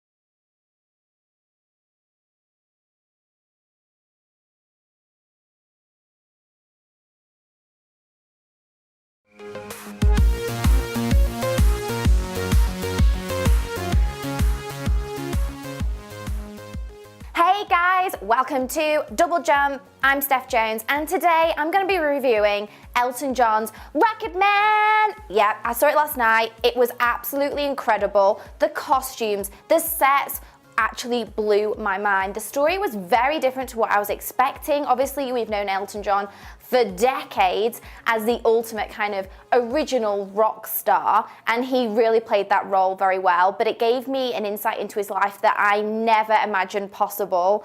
The sex, the drugs, the alcoholism, the kind of self-torture of his life, it actually was quite depressing. And also, it was kind of portrayed in a whole musical format. I wasn't expecting that. If you remember the Bohemian Rhapsody biopic of Queen, where it showed Freddie Mercury's life and then him performing on stage as the music element, this was a completely different vibe. So Elton's songs were used to express different times of his life and emotions, and it was really quite heartfelt, and I was surprised at how damaged, if I can say that, how damaged he was as an artist and how his upbringing was. One thing I thought that was really interesting was a couple of the people from work I went to see the film with said they thought his upbringing was really sad, but to me, it just seemed very British. So there we go.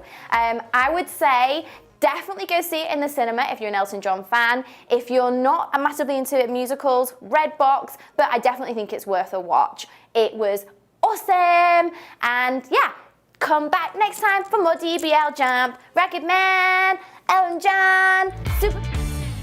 Welcome back to DBL. Happy Pride Month from all of us here. June is recognized as LGBTQ month. So what does that mean? Well, the Stonewall riots of 1969 at a gay bar in New York City put gay rights in the national spotlight as protesters stopped being silent and were fed up with being harassed and criminalized. 50 years later, members of the community and more celebrate in colorful style at elaborate parades across the country all month long since the first ever march in 1970.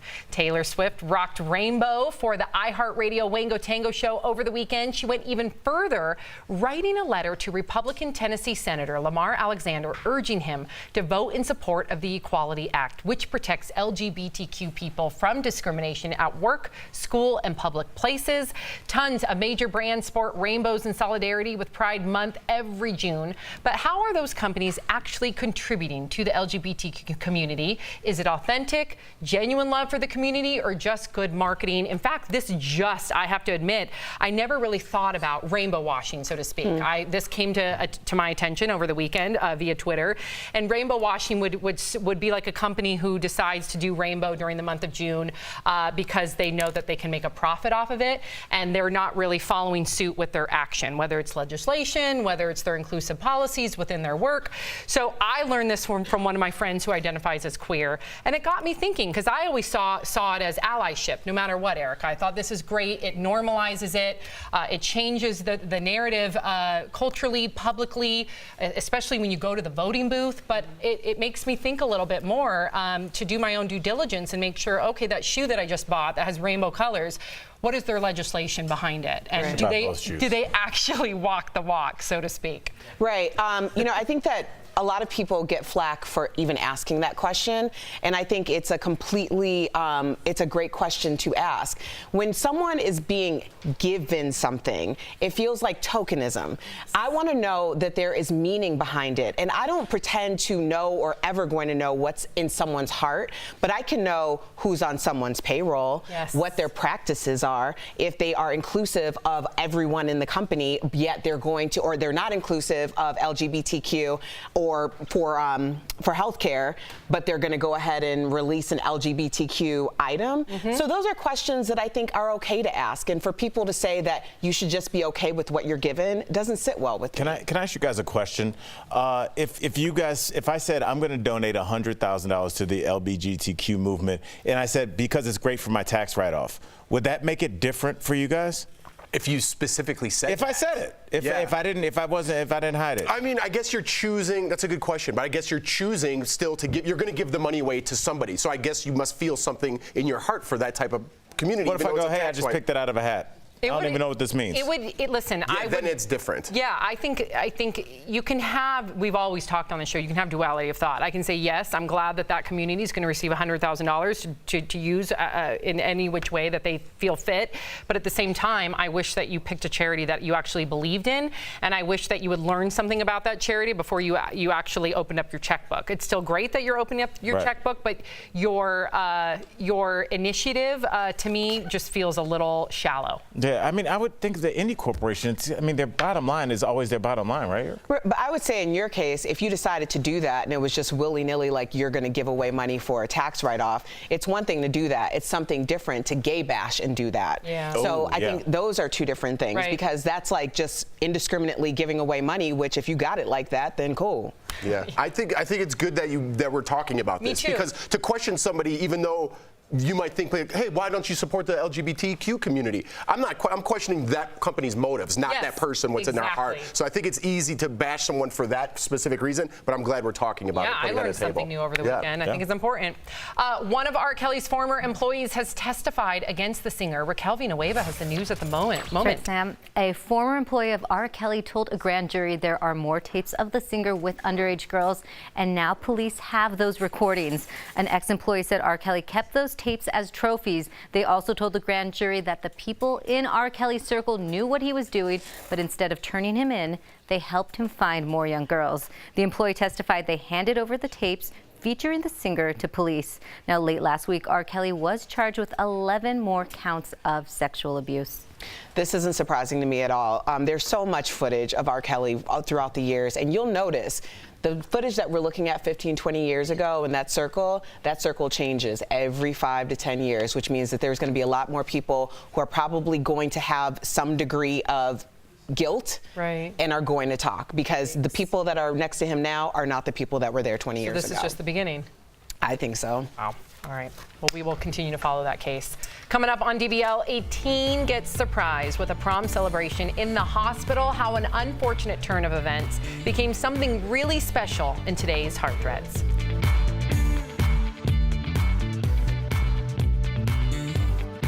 Are you? Hey DBL Nation, it's Lex and I'm here with the DBL Digital team giving you guys more top trending stories during the breaks here at Daily Blast Live. So I have this story for you guys. It may be a little reminiscent because about a year ago we gave you a very similar story. It's about IHOP, where the month of June they briefly changed their name to IHOB last year, HOB, which is International House of Burgers. People viewed it as the craziest publicity stunt in years of the century, whatever. It blew up and people weren't happy that IHOP was doing that. Well, now, a year later, they're introducing pancakes. And if you see right here, Leah will pull it up for you guys, they're burgers. They just won't let this whole burger thing go. I mean, I guess it's smart that they have a lot of people talking about it. I'm talking about it. The internet is blowing up again about IHOP selling burgers or redefining some sort of weird, like, whether it's their acronym or they're changing pancakes to mean burgers. Gross. I'm not here for it. I don't know, I think it's kind of gross. There's various things on them. They're $7. Not sure whether they're going to be a normal thing or whether it's just going to be just for the month of June.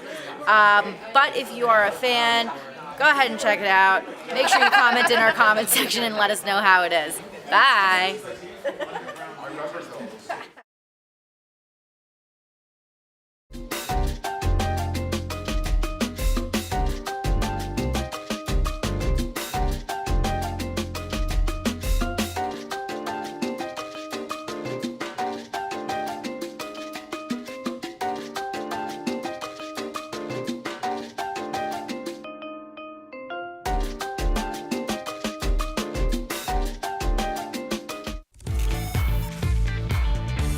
Welcome back to DBL. Now today's Heart Threads is all about giving back. Watch how a community arranged an unforgettable prom night for a teen in the hospital. This teen was hospitalized on prom night, so hospital staff brought prom to her. Alexa had been looking forward to prom for months. That's all she kept talking about was prom, and that she really wanted to go and dance and show off her beautiful dress. Alexa has Down syndrome and suddenly needed to have emergency surgery, derailing her much anticipated plans for prom. After surgery, her friends, family, and hospital staff decided to surprise Alexa and told her to go put on her prom dress.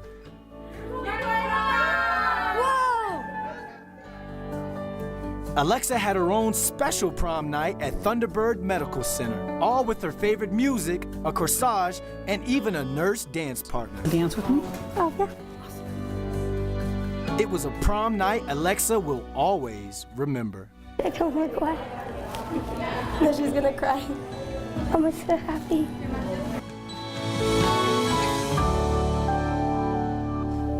That got me for a little bit there. We'll be right back. Promotional consideration is brought to you. Okay, we are up and we are live. What's going on, DBL Nation? Brandon London here. You know what? You got a new face around here. Maybe it's been because I've been gone a couple days. What's your name here? Who do we have here? Nice magenta cover. Brandon London. You can call me Nighthawk. So, where are your credentials? What are your credentials? Let me know. I'm working on the social media. Okay. On Facebook. All of that around. And you like that? You're really fun with that? It is fun. Okay. Retweets and hashtags and all that. All of that. What should my official hashtag of Brandon London be? Wow me. Oh God. Putting me on the spot there. Hey, it's DBL. You should just be like the coolest guy ever. Oh, hashtag coolest guy ever. I like you. You can go back to work. Nice to meet you. Nice to meet you too. That was awesome. See, I put people on blast. We call this Daily Blast Live. Here we go. Let's get to some of your comments. You guys have been writing in about everything we've been talking about today. Viewer comments right here. Let me click on that right there. All right, so Laura Love says her father is a hero. So scary and sad. Talking about the shark attack. I don't go in the ocean, people. I don't go into the ocean. I'll do a pool party all day, every day, but I won't go into the ocean. Bless you, Jeff. Megan Fell from Louisville says, disgusting and cruel. This so-called joke had no other intention other than to be malicious. The sentence is far too soft. Absolutely. I think we're going a little bit. Well, here's the thing. I'm a little half and half on this. I think it was disrespectful. The joke was absolutely disrespectful. But I come from an NFL locker room where some of the pranks, some of the things that guys do to other players, the hazing, that sort of thing, especially back in the day, was a lot worse than putting toothpaste as an Oreo cookie. But at the same time, you're doing that at the expense of someone. Absolutely disrespectful. I also think it's a lot different when you're doing it to someone you know. It would be a lot different if I did that to you versus doing it to someone who you know is down on his luck. You know what I mean? Like, absolutely. it's just nasty. That is nasty. Yeah, that is what I would nasty. call nasty. Anyway, I just had to put my And this is what, but I mean, this is what social media. This is some of the ramifications of social media. Yep. Everyone's always trying to one up someone. So you do some sort of prank. You post it, someone sees it, they want to one-up you and do something even more malicious, but at the same time, you have to think of the people you're doing it to. And like Kelly said, he didn't know that guy. Like, you don't know that guy. That guy's down on his luck. You go over there and you do something stupid like that. It's absolutely disgusting and cruel, just like Jennifer Gergen says. Cody Merchant says, I mean, I don't condone what he did, but way too harsh. I think he's saying the sentence was too harsh and he doesn't condone what he did. Vote to Count, last but not least, says he deserves to be locked up and never be able to use and have a YouTube channel again. Thank you all for watching today's show. We got the end of the show next.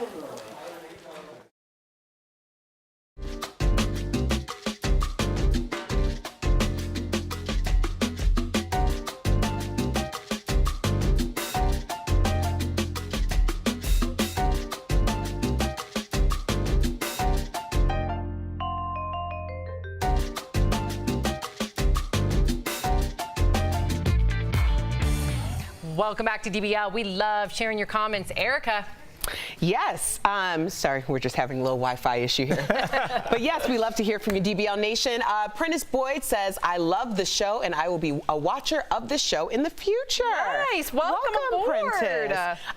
Jan Fate says from Facebook, watching on KSDK News in St. Louis, Too Soft add community service for 2 years about the YouTuber. How about working in a homeless shelter? Yeah. That would be a great solution too. And Matt Frank watching on 9 News in Denver. Hey, seems a bit excessive, especially compared to how many people do way worse and get next to nothing about the punishment of 15 months. Well, in Spain, when they do issue out that 15-month sentence, if there's no prior sentences, it's usually waived, so it's more of a precedent. They want to set that precedent, how important it is, the morality of all human beings, including homeless people. So I don't think he'll get that sentence. They're just trying to set a precedent.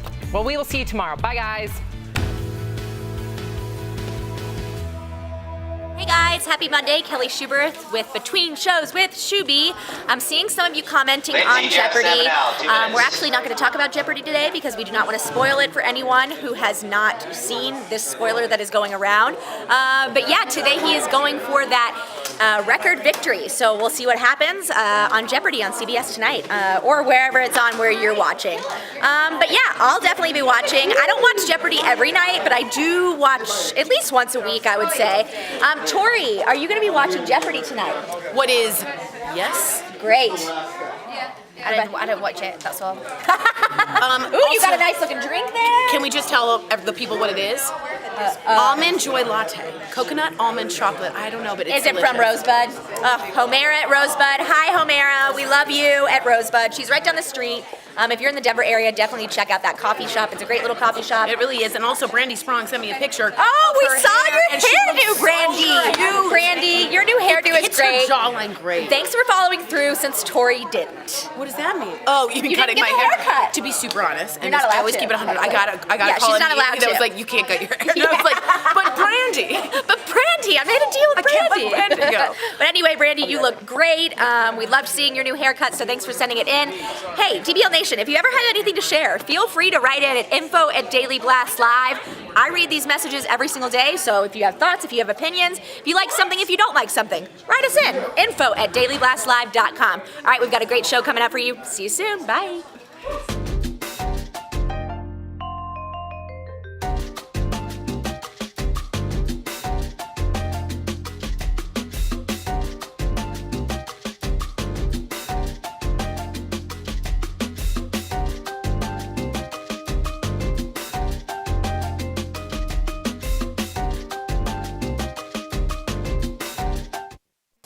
This is Daily Blast Live. We're talking about what you're talking about. Because everyone's talking about this. Always live, always real, always unpredictable. You are totally off base here. Log on and join our live conversation. I can't believe I'm saying this. I do agree with you.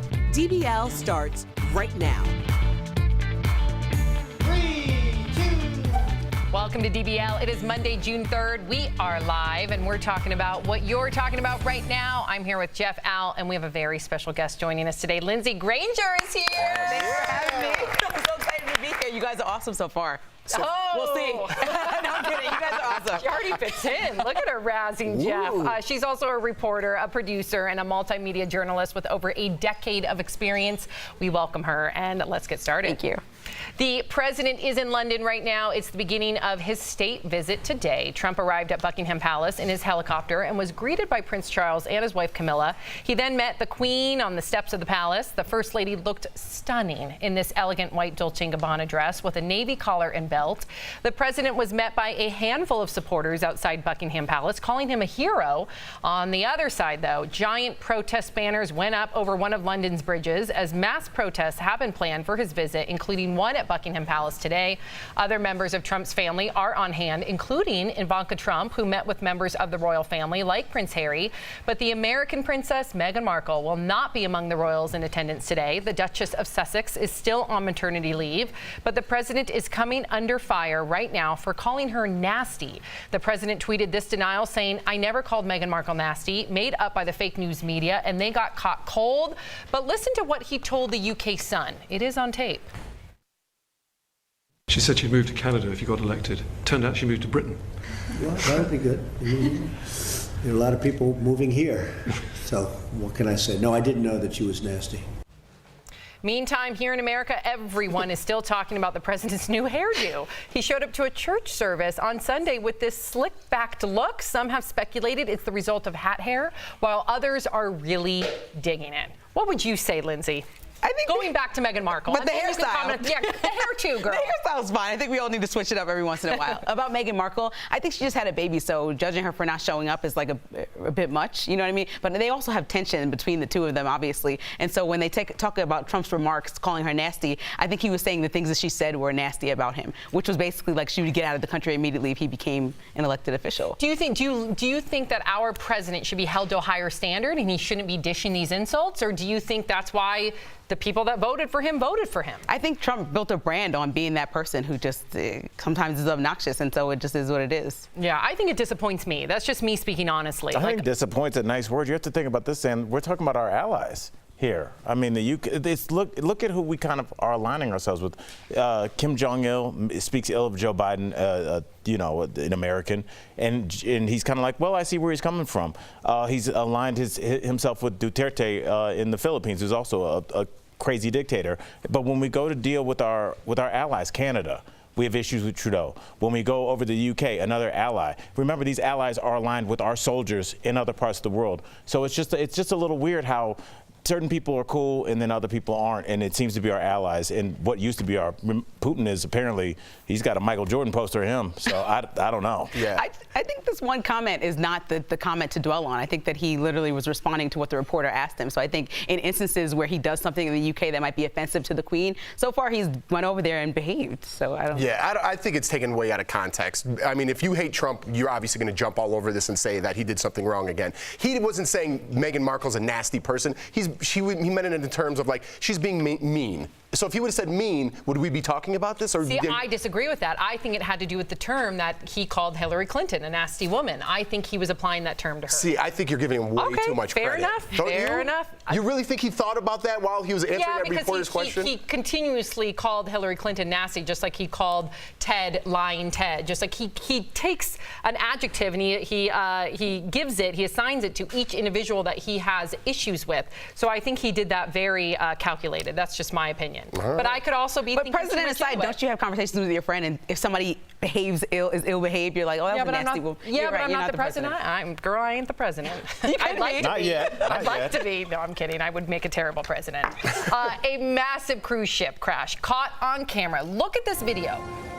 That's That's the horn. You hear the horn? Do you really need a horn when a cruise ship is coming? That's a loud horn. I thought it was music playing over it at first, but you can see here that the cruise ship smashed into the riverboat, sending tourists scrambling as the ship's horns blared. The crash happened in Venice, Italy on Sunday. 5 people were injured, according to the Associated Press. 2 tugboats were trying to guide the cruise ship, but were unsuccessful at preventing the crash, you think? Is it Dr. what? You can see the damage that was done to the riverboat, which was anchored at the dock. The cruise ship company said that the ship experienced a technical issue which caused the crash. Wow. Wow. You've been on many cruise ships. Hundreds. You like lived on cruise ships. I literally So how did. does this happen, Hal? I think, you know, it's always like when we have a story about an airliner that sits on the runway for 8 hours, we'll cover it on the show. But we don't talk about the thousands of times that everything works perfectly. You look at your GPS, you say you're going to land in Hawaii at 11:37 and you do it. For the most part, cruise ships, these things that should not be able to float, do it. So that every once in a while we're gonna have a little mistake, a little technical issue that results in this. I completely disagree. If they ban cruise ships forever, I'll be thrilled. Because honestly, what is the point of them? They're taking up space in this beautiful place in Italy. They're ruining the entire atmosphere for everybody who lives there. I really like. Do you want me to tell you why? I mean, I know that you work there. I don't want to put people out of work. I know why. I've talked to passengers. They go on there to eat.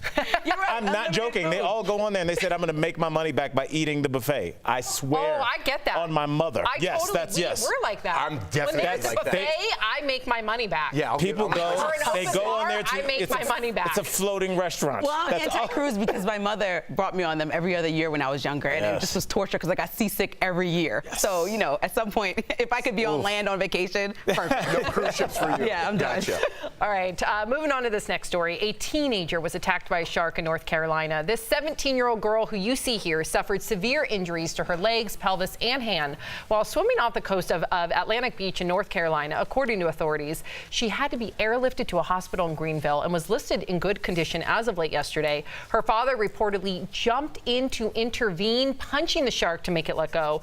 A family member of the girl posted to Facebook saying she will lose one leg above the knee as well as some fingers. I'm happy to hear that she is alive, but considering that she's losing a limb and fingers, it is definitely it's definitely gonna take its time for her, just post-traumatic syndrome wise, to get over that. Well, this just shows me that there's so many people that are like you, because I feel like your response would be her response if this happened to you. You're such an animal advocate. Oh, talk about her response, please. Well, I mean, just the fact that she's still not speaking ill of the sharks, of saying that they are still beautiful creatures and they shouldn't be hunted. I don't know if I have that in me. I know you do. So I applaud you and I applaud your advocacy. I really do. Thank you. I mean, sharks scare me. I've been surfing when I've seen shark fins, and I ditch my surfboard, which probably isn't the smartest thing to do, but that's my instinct, is just swim into shore. So I'm scared of sharks. I get it, but I also don't like to see them villainized, because I know that if you villainize them, then people won't have empathy for them, then people won't conserve them. And we need conservation for all of our marine life, including the very scary sharks. I'm scared of sharks. I just am out of this one. No matter what, they're evil. But I don't want to cut off their fins. I don't want to cut off their fins. I just am scared. Rightfully so. I mean, I'm scared too. I understand the odds you would are. Surf and stuff. The odds are very slim. Yeah, but I would. Well, where? It just happened in Long Island. I understand. Yeah, I mean, I think the East Coast is a little more. I think they get a lot more shark warnings than the West Coast in California because the water's a little warmer. But I'm scared. Like if I would go way out in the ocean, I'm like, I can't see under here. There's a shark under here. I know. When it's murky waters, believe me, I know the feeling. If you are in the ocean, try to swim in oceans with kelp beds, because kelp beds, sharks don't like kelp. So. Kelp touching me makes me think shark attack. Is there anything I don't like? You know where they don't get you? At the Laguna Beach bar. No shark has ever gotten me. Fair enough. That's right. Fair enough. We do have to give a big DBL shout out to Andy Ruiz Jr., a massive underdog who went on to win the heavyweight title Saturday night at Madison Square Garden. He is the first boxer of Mexican descent to hold the title, and at 270 pounds, he has shattered conceptions about what a fighter's body looks like, or as he told his opponent before the fight, quote, "Don't underestimate the little fat boy, Jeff." Yeah, I like this guy. I'm a big fight fan, MMA, boxing, whatever it is. I like it. This was all over the news. Everyone can't stop talking about it, but it reminds me of Butterbean. I don't know if you guys ever remember Butterbean. Oh, yeah. He was 5'11", 425 pounds, really embraced his bigness because If not, he'd give you one of these. But good for this guy, man. He came up doing tough man contests. I remember watching Butterbean. He started doing 4-round fights. Me and my dad used to watch him. But yeah, I love this guy just because he embraced it. His next opponent said that he looked like the guy from Up, the little kid from Up, which is obviously a comment about his looks and his weight and his shot. And a reporter asked him about it, and Andy Ruiz said, "I do." Yeah. And I think that's so, like, what do? You take a bully's defense away when they insult you about something. You're like, yeah, that's me. I'll see you in the ring soon. Yeah, he doesn't take himself seriously. And what I really love is, people on social media are quick to say, oh, this means I can fight too. Look at, no, he has skill set, people. Right. His technique is impeccable. He's an incredibly defensive boxer. So I just want people to know this guy. The hours of time he puts in the ring and in the gym. Please, so yeah, I know. He might look like that, but he's put in a lot of hours. Oh, so, yeah. He deserves to be that heavyweight champion. DBL's Live will bring you breaking news as soon as it happens. Coming up, Sephora is taking action. The reason the major beauty store is closing all of its locations for one day only. Plus, learning how to spice up your summer meals. DBL has a hot take on a traditional side. And you, the viewer, are our fifth host. A new movement aimed at trying to stop the world's smoking epidemic is sparking a debate. Should companies promote smoke-free tobacco products as a healthier alternative? Your comments coming up next. Hi DBL Nation, happy Monday. Kelly Schubert here with the DBL Digital Team. We have a very special guest in house today, so we're gonna go get to know her. Let's go. Hey Lindsay. Hey Kelly, what's how's it going? Oh no, sorry Joel. He's just trying to enjoy his lunch. So everyone wants to get to know Lindsay. First they want to know Mets or Yankees? Yankees, all day. Ooh. Yeah, Yankees. Yeah. I'm sorry. That was a good question. Yeah, that was a good one. I think you already answered your favorite meal. What about your favorite color? People like Turquoise. Ooh. Super specific. Ooh, that's a really good one. Turquoise, I like that. What's your favorite color? I like baby blue. It's kind of like turquoise. What about you guys? That's my favorite color. It's my favorite color. I always wear black. Well, I don't know yeah, what I was my gonna say black is all colors, right? Or is that white? But then I guess maybe yellow makes me the happiest. Yellow's my favorite color. Yellow makes me the happiest. Yeah, it makes you happy. But I like to wear black. There's a study, I think they said that yellow was the worst color to wear on a date. I'm pretty sure. I'm pretty sure it said yellow's like the worst color to wear. You know what color? I hate red. I don't have anything red. I hate it. Oh yeah, I rarely. I like red is maroon. like sexy. I'm not sassy. I'm more smart alecky. Yeah, I don't know how red would look on you. I hate it. I never wear it. Wouldn't look right on you. Maroon I could wear, like Crimson Tide, like Alabama. I like it. But red, like a stop sign? Gross. No. Stop sign. I don't like red lipstick. Like If stop I sign. showed up and my date had on a yellow dress, I wouldn't end the day. I'd just be like, wow, she's got a yellow dress on. You did the most for the first date. I think it was a first date study. I think that's what it is. Yeah, it's like a lot. It's like Yeah, I it's a bit much. it. Yeah, it's a. The sun has risen. Yeah. No, that's an inside joke here. Yeah, you don't want to know. I need to know now. When she was looking at the Australian men, were they We were Australian? interviewing They're firemen. I They're was interviewing firefighters. They were beautiful. with their shirts off and like holding puppies. But if we like men gawk at women like that, Point, double it's a standard. problem, And when I yeah. interviewed them, I was like, "Hey, the sun has risen," and I was like, because she saw a He picture was of him right. shirtless What a and she's double like, standard. "Oh, the sun has risen." Did you guys get on her about that? Oh yeah. "Yeah." No, I'm just kidding. Oh, I thought you were here to talk about that.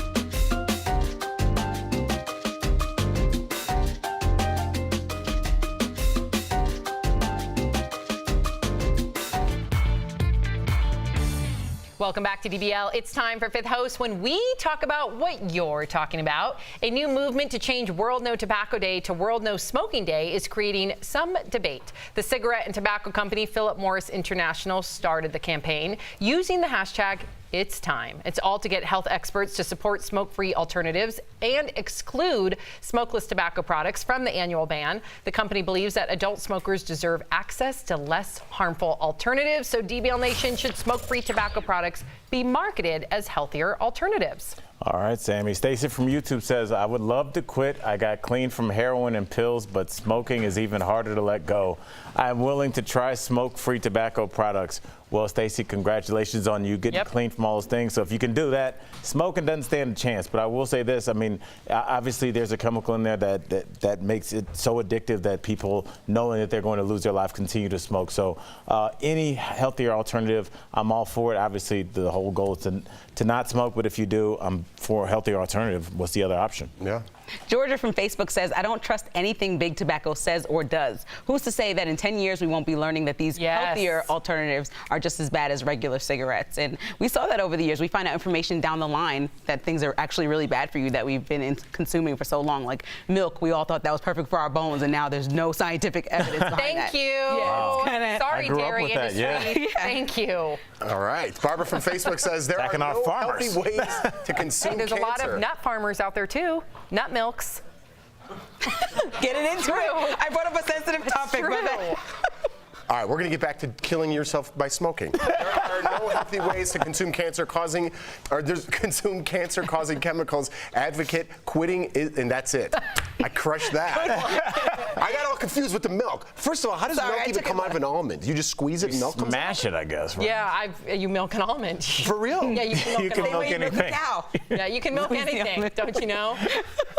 Good milk me? Yeah, we'll leave it. Yeah. All right. I don't even know what I'm doing. Yeah. Done. Are you done? I think so. Yeah. Let's just move on. Clock out here. Hey, Michael from YouTube says vaping does not work. Nicotine is unbelievably addictive. Listen, I'm all for healthier alternatives, but I got to echo Lindsay here. How do we know that those healthier alternatives are indeed healthy? I remember, well, I don't remember personally, I'm not that old, but I know that doctors at one point in the 50s were prescribing cigarettes to people that were stressed Sam out. just told on herself. I'm not. Smoking Virginia Slims in the 30s. Check your birth certificate. I look good for 80 years old. Yeah, I know, you're killing it. Go ahead, one more comment. We don't have any more comments. How many almonds does it take to make like a jar of almond milk? I don't know, but we could look that up for you. Let's look it up and talk about it. Okay, we could look that up for you. Oh, man. All right, coming up on DVL, Chaka Khan shares the beauty secrets that keep her looking youthful at the age of 66, the reason why the iconic singer wants you to stop using ice.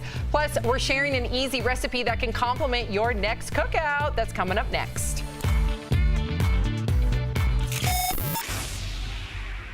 Hey, DBL Nation. I know, not the face you were expecting, right?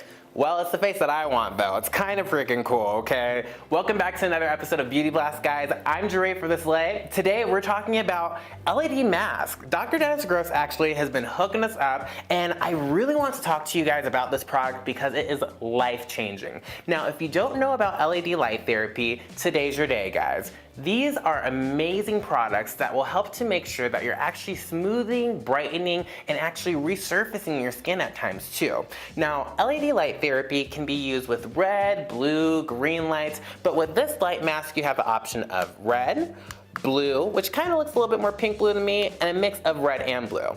The red is going to help with anti-aging. This is going to help to make sure that any wrinkles or texture in the skin is being smoothed out and being plumped up as well. Now the blue, which looks a little blue-pink to me, this guy is going to be helping with acne. If you suffer from acne, this is going to be the best for you. It's going to help to make sure that we're diminishing any bacteria and helping to make sure that you can prevent acne breakouts as well. Now the last one is a mixture. This is great for people who have adult acne or who maybe have suffered from acne scarring or who just have a little bit of everything going on. This is going to be the light that you want to be on. Now the best part about this, guys, the treatment is only for 3 minutes. It's auto shut off. You put it right over your face for about 3 minutes here and relax. It even comes with a little hair pull or a adjustment so that you can keep this on your head and kind of walk around and do whatever you need. Now personally, I like to lay back and enjoy this and you know, relax for my full 3 minutes. Make sure that I'm keeping my beauty time for me, guys. So guys, as you can tell, this mask is amazing. It's practically the future. You can have a whole light therapy just for you at home without seeing a professional, without leaving your house. Who doesn't want that?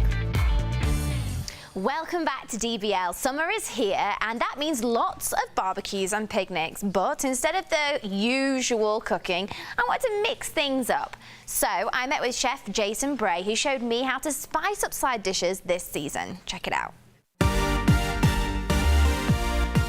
Hey DBL Nation. I'm with Jason from J Street Food Trucks, and you guys will know him for his awesome food. Today, he's going to teach me how to spice up my own barbecue sides. Absolutely. Are you ready to get messy? I'm ready to get messy, but I'm a bit nervous because this looks like there's a lot going on. Very simple. We're gonna do elote slaw, a little spin on Mexican street corn. So we got some sour cream, some mayonnaise, and some lime juice. Oh. You're just going to pour everything into this and just mix that up for me. While she's doing that, I'm just gonna cut this nice grilled corn off the cob here. Ooh, we make that look so easy. I've never done that before, but... The hardest part would just be cooking the corn. You're just gonna shuck it, boil it a little bit, and then put it on the grill for some color. Yeah. And that's it. We're gonna just do a little small dice of some red onion here. Normally onion makes me cry. I think I'm actually doing quite well. We also got some salt. Yeah. A little pepper, salt and pepper to taste. Yeah. This is just a little granulated garlic. Ooh. Okay. This is cotija cheese. It's a Mexican kind of crumbly cheese. Okay. It adds a little bit of saltness to it, and then we're gonna take our lime juice and mayonnaise and sour cream here. Oh, that looks good. And get that guy going there. And then we are going to put in some corn.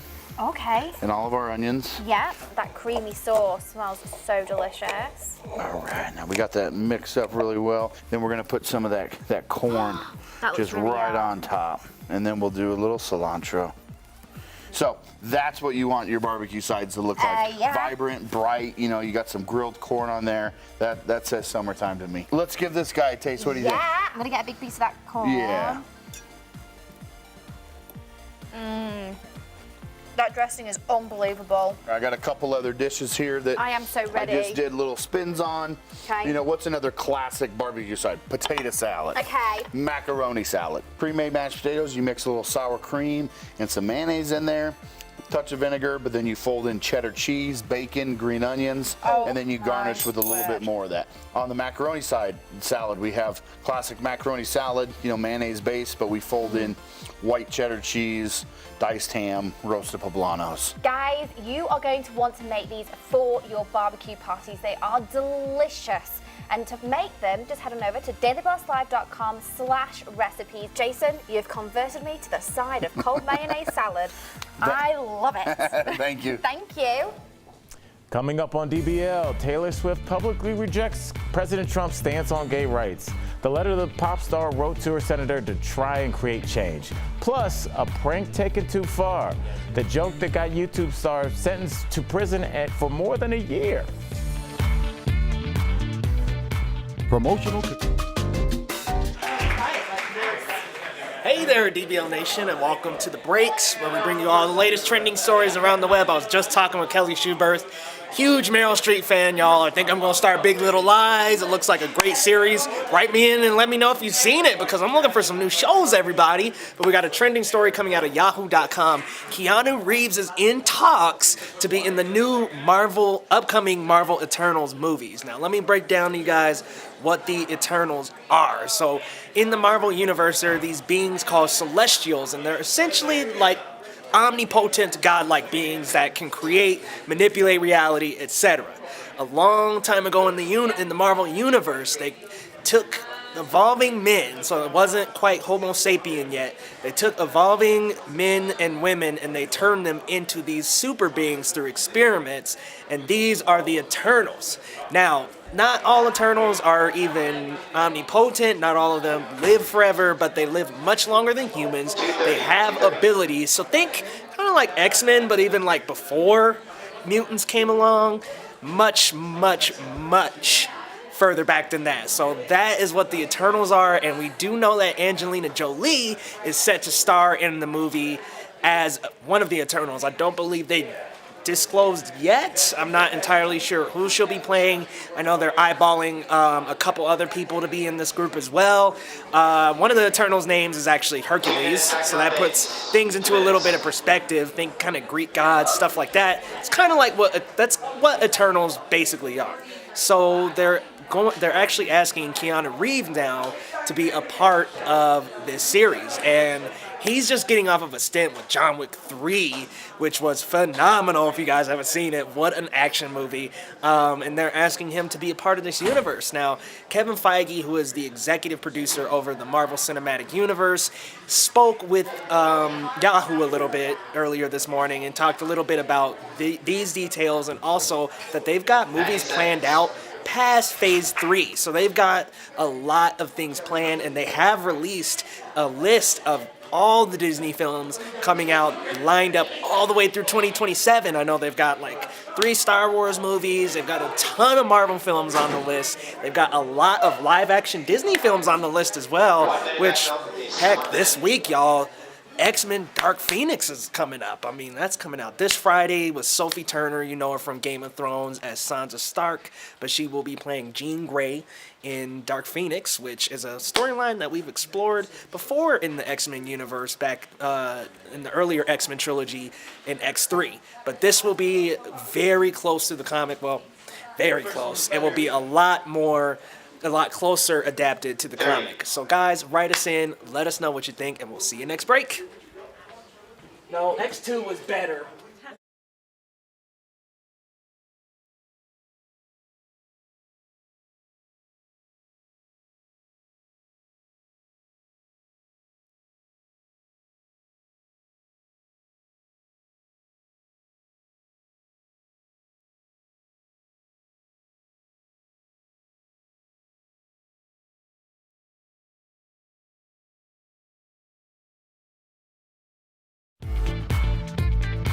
Welcome back to DBL. The principal of a Louisiana Catholic school is out of a job right now. He was arrested early Friday morning at a gentleman's club in downtown Washington, D.C. Cops were called about an intoxicated man refusing to pay his bill at the strip club. Officers found him in the middle of the road, refusing to move. His service dog was reportedly with him at the time.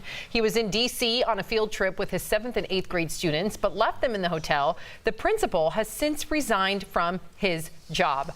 Okay, Al, you're a former educator, teacher. What do you think about this? That's the grade I taught, 6th, 7th, and 8th. Wow. No, Did you ever want to go to the strip club and just kind of release? Yeah, I mean, clearly did. I didn't mean. Not on the teacher's salary, Sam. Get your heads out of the gutter. No, I mean, look. I'm the show, Lindsay. This guy left his last job in disgrace, and it just kind of shows me, for as much as the optics of this are funny, as a comic, I love this, but as a parent, it scares the hell out of me that this guy was in a position to, take a bunch of kids. That this happened on Friday morning, so let's say he had made it back to the hotel. What kind of shape would he have been in? There's not enough coffee in the lobby for that. So, I really worry about this. And there were other chaperones there. Oh, you're really glasses half full parent. I agree that he's a fool, but like he really was just around 7th and 8th graders all day in Washington D.C. Like, if you don't need a drink after that, God bless you. I don't have kids, but he had all the drinks though. Yeah, DC was a dry town. In all seriousness, if that was my daughter with Lawson and I found out that their chaperone was out at a strip club, I would be and stiffed the dancers, I'd be ticked. I like that. That's what made you mad. Here's what's coming up next. A joke gone too far. The prank that got a YouTube star sentenced to prison for more than a year. Plus, iconic singer Chaka Khan dishes some major beauty and life advice. The secret she lives by to keep looking fresh at 66 years old. And Taylor Swift takes a stand for equality dressed in rainbow from head to toe. How the pop star is using her platform to create change during Pride Month. That and much more when DBL returns.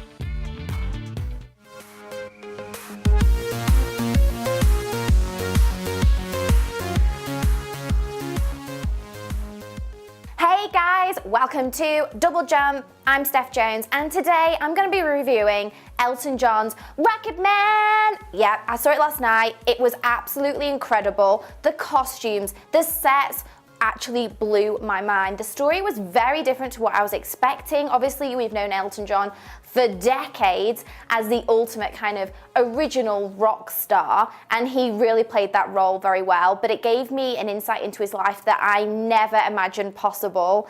The sex, the drugs, the alcoholism, the kind of self-torture of his life, it actually was quite depressing. And also, it was kind of portrayed in a whole musical format. I wasn't expecting expecting that. If you remember the Bohemian Rhapsody biopic of Queen, where it showed Freddie Mercury's life and then him performing on stage as the music element, this was a completely different vibe. So Elton's songs were used to express different times of his life and emotions, and it was really quite heartfelt, and I was surprised at how damaged, if I can say that, how damaged he was as an artist and how his upbringing was. One thing I thought that was really interesting was a couple of the people from work I went to see the film with said they thought his upbringing was really sad, but to me, it just seemed very British. So there we go. I would say definitely go see it in the cinema if you're an Elton John fan. If you're not massively into musicals, Redbox, but I definitely think it's worth a watch.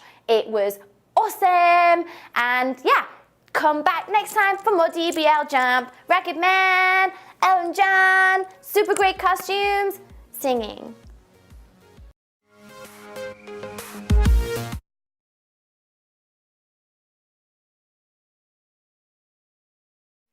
This is Daily Blast Live. We're talking about what you're talking about. Because everyone's talking about this. Always live, always real, always unpredictable. You are totally off base here. Log on and join our live conversation. I can't believe I'm saying this. I do agree with you.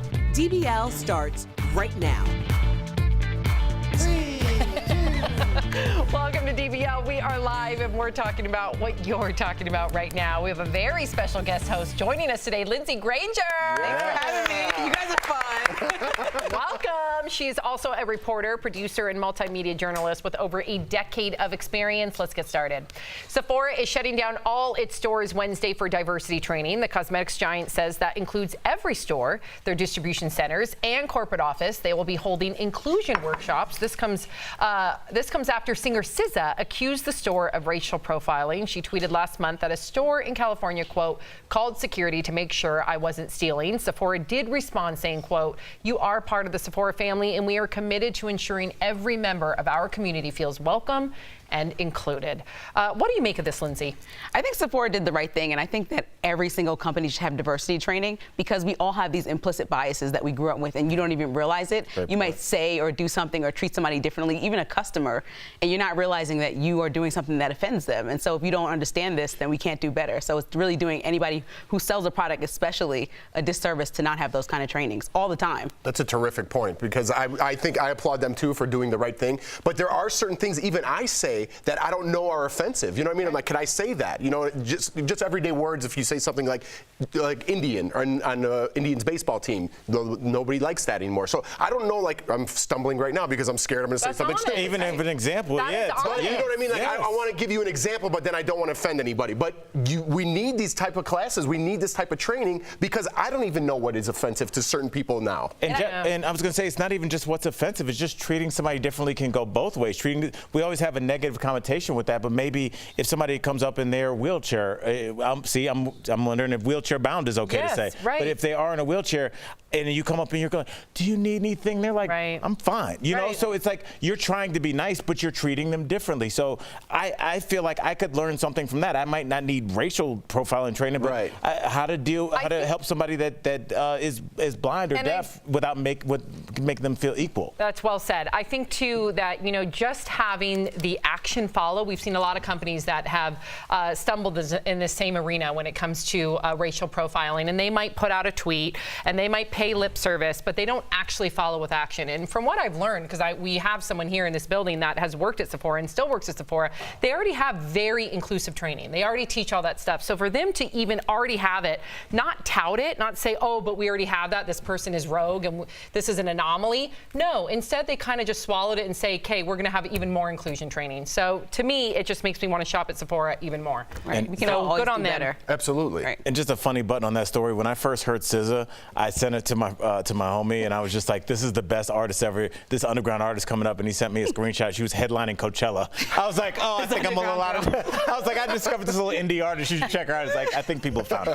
That's nominated for a Grammy. Yeah, no big deal. Let me know if you. I got my ear to the streets. You showed your age. Yes, I did. Thank you, Kelly. All right. right. Kevin Spacey just made a surprise appearance in court. Wow, Raquel, please share us the news at the moment. Well, Sam, Kevin Spacey walked into a Massachusetts courtroom today for a pretrial hearing. Spacey is accused of groping an 18-year-old man inside a Nantucket bar in 2016. Earlier this year, the former House of Cards actor pleaded not guilty to an indecent assault and battery charge. His lawyers want the case thrown out of court, claiming important texts were removed from the accuser's phone before it was turned into police. Now, the next court date will be next month, and if the case does go to trial, that would happen October to November. Wow, thank you so much, Raquel. We have a new video just in of Miley Cyrus. Over the weekend, she was in Spain when a fan got way too close. Take a look at this.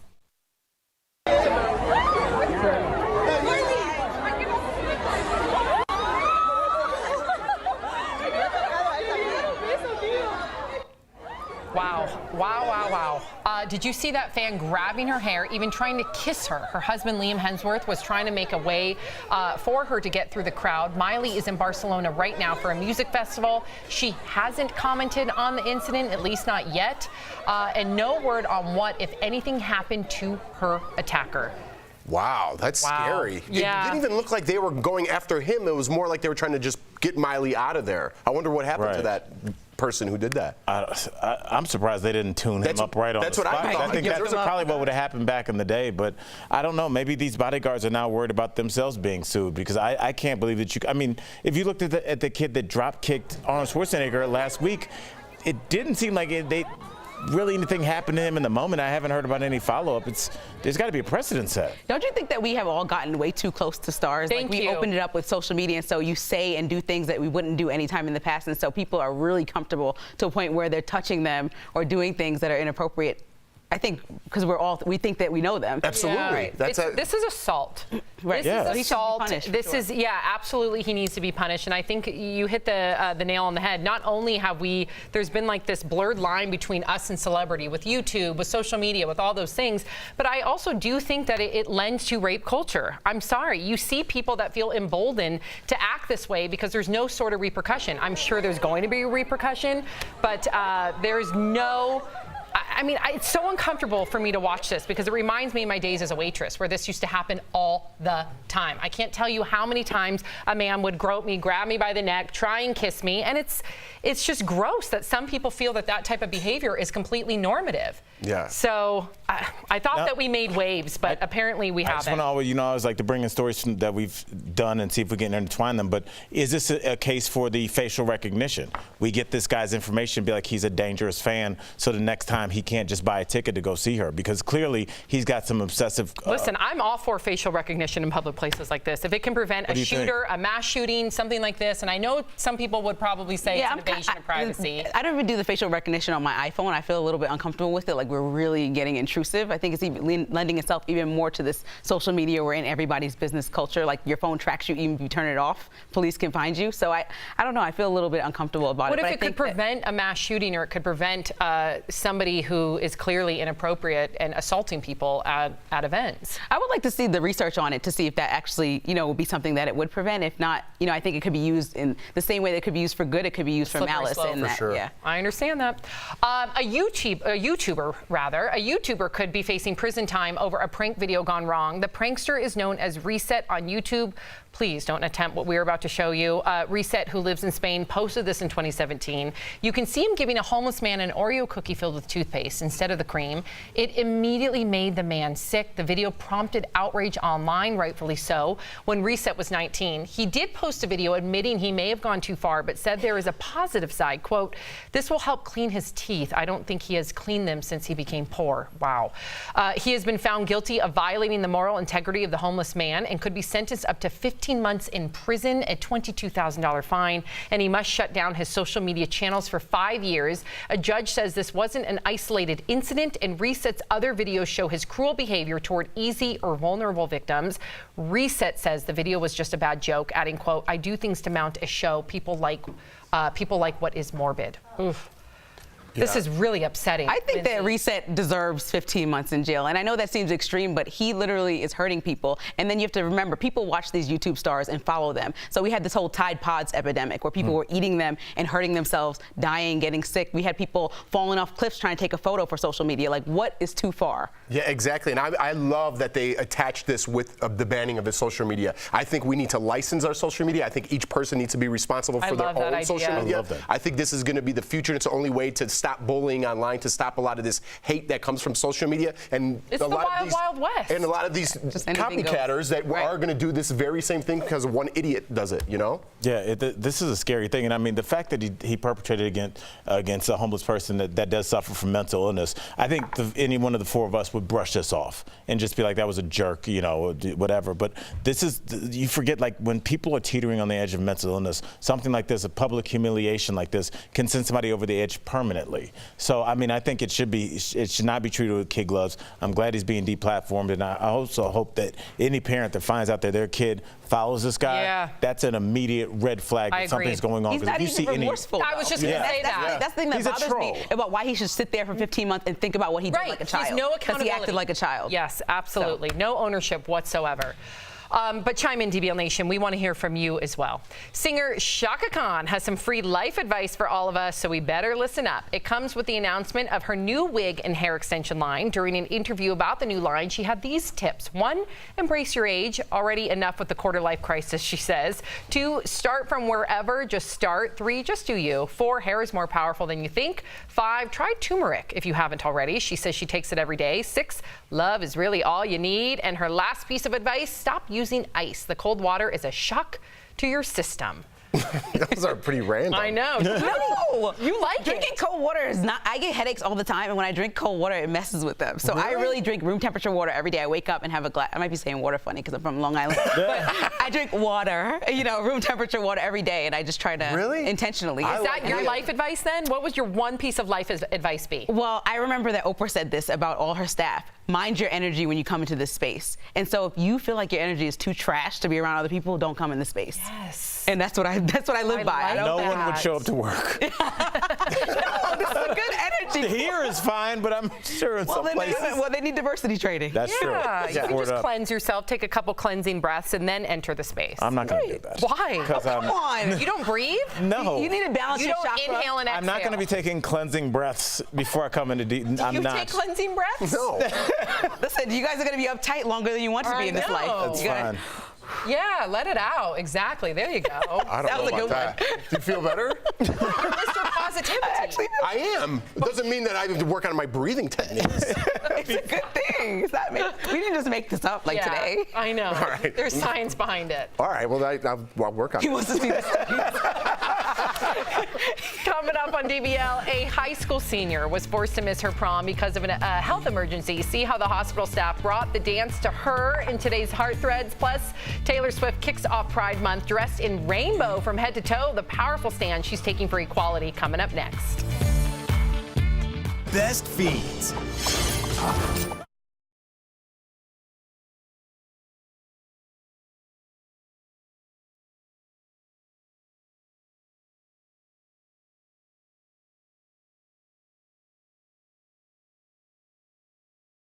You go. All right, what's up, guys?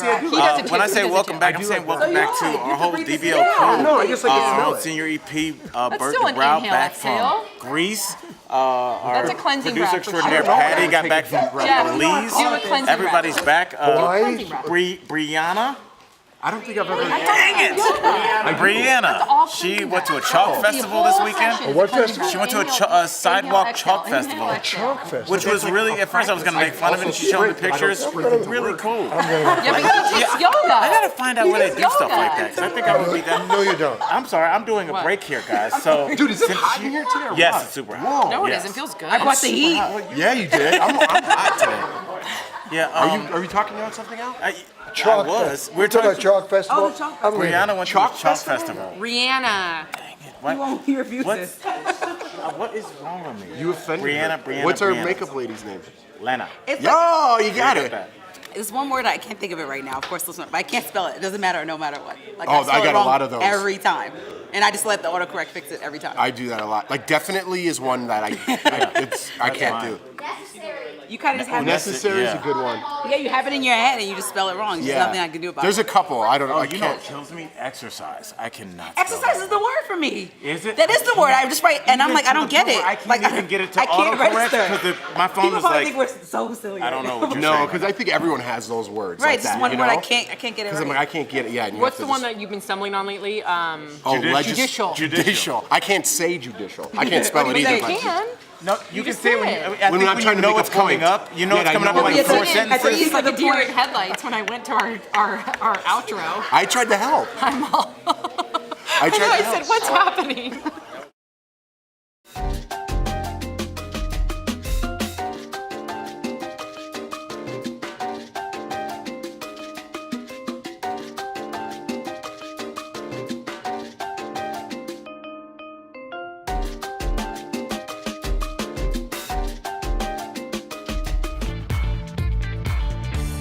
Welcome back to DBL. Happy Pride Month from all of us here at DBL. June is recognized as LGBTQ month. So what does that mean exactly? Well, the Stonewall riots of 1969 at a gay bar in New York City put gay rights in the national spotlight as protesters stopped being silent and were fed up with being harassed and criminalized.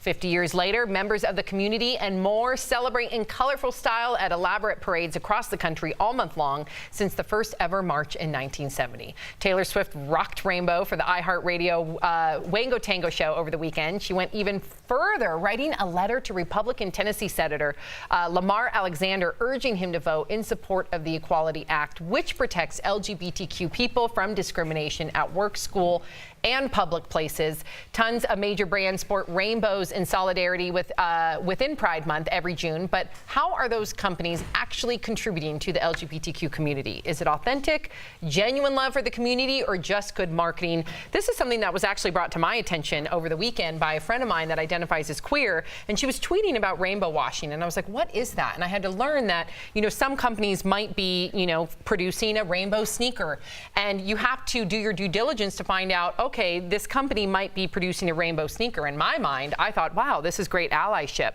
But in actuality, she said, if you really dig in, some of these companies, their practices or their legislation aren't inclusive, their voting rights aren't inclusive, and they're doing it specifically for marketing for the bottom dollar. And that opened up my eyes. Does that change the way you think, if it's still normalizing? It does kind of, actually, because I thought like you, I'm in support of it. You know what I mean? So if you're supporting that, but then you don't really know what someone's true intentions are. Are they just to make money? Are they there to make their company seem like it's all inclusive for everybody? I don't know. So now I question some people's integrity on this issue. Right. I think a lot of companies are doing it to make money, and it's really annoying to me because I'm looking at it and I'm saying, okay, who's the leaders of your companies? Who are they voting for? What policies are they aligned with? Exactly. And so it's like, really, you know, are you guys doing this just to build a brand? Even with Taylor Swift, she's okay to me, but like, you know, she does a lot of stuff that like she aligns herself with the big issue of the moment all the time. So it's kind of like, okay. However, I'll disagree, at least with Taylor Swift on this front, is taking action by writing that letter to the senator. So yes, she came out in that rainbow outfit, which could have been seen as rainbow washing, but then when she wrote that letter to the senator, that to me, there was action behind it. Right. I mean, this is the weird thing that we're talking about, because we're in a capitalistic society. Everybody is here to make money. Everybody. And so it's weird when we kind of question the company's motives. I think that we can't get two things done at the same time. Now, if it is out of the goodness of their heart, when you hear about companies like Tom's and things that Zappos that donate shoes and donate, that's great. But I don't think that, I at least try not to begrudge a company for doing its intended purpose, which is to generate income. So that's a good point, too. You know, so I kind of do understand, because like, let's say there was a car dealership that was giving away cars to the homeless. They would say, you know, Sam Shocker Motors is giving these away because it's promoting your business and your good deed. So it's like they're taking advantage of that. I would shop. I know you wouldn't rip people off. I You would give us a square deal and you'd be out of business in 6 weeks. You're right about that. You're too nice. You're too nice. That's funny. This is really exciting because, you know, we're really excited for the new 90210, right? What? I was thinking you could use your commercial commercial. When you Booth, can we have that queued up, please? We need that for the end of the show. We'll show it we to gotta Lindsay show you later. some, We'll Lindsay. show it to Lindsay. The cast of BH 90210 is sharing some behind-the-scenes moments. Raquel Villanueva has the details at the moment. That's right, Sam. The cast of BH 90210 is back together for the reboot, and in real life, Tori Spelling shared this bikini photo of her and her co-stars Jenny Garth and Gabrielle Cateris. The show might be based in California, but they all are currently shooting in Vancouver. Tori also shared the snap of the crew saying she's glad to have them as roommates this summer. So BH 90210 will premiere on Fox on August 7th. I am counting down the moments. I'm so excited. I'm excited. I said it before. I hate that it's BH 90210. I know, it's so you gotta annoying. rebrand. They ruined the show for me with that BH nonsense. See? It's BS. Thank BH you. is BS. That's trash. I'm not even going to turn the TV on, not even going to crank it up. Because of that name, yes. See? It is annoying. I think I'm looking at 3 people who are going to be watching that premiere episode. Anytime somebody says I'm not watching, that means that's all you're watching. Hey, I said that about Game of Thrones, and then, hey, I started watching last year. Did you catch all the way up? I did. Oh, so now you're... Was it worth it? Well, no, let me say, I skipped season 1 through 5. But my mom broke it down to me, so I understand. Oh. I know everybody's going to get frustrated about this. I like that. I'm not frustrated. I'm just amazed by that. That's your mom. I want to hear her breakdown. My mom, every time I went home, she's like, I know, okay, Red Wedding, I get it. Yes, I know everything. So, That's good. Yeah, Mom should have like a review or like a Reader's My mom should have a Digest YouTube version. page for positivity. Yes. All right, coming up on DBL, a teen gets surprised with a prom celebration in the hospital. How an unfortunate turn of events became something really special in today's Heart Threads. Are you?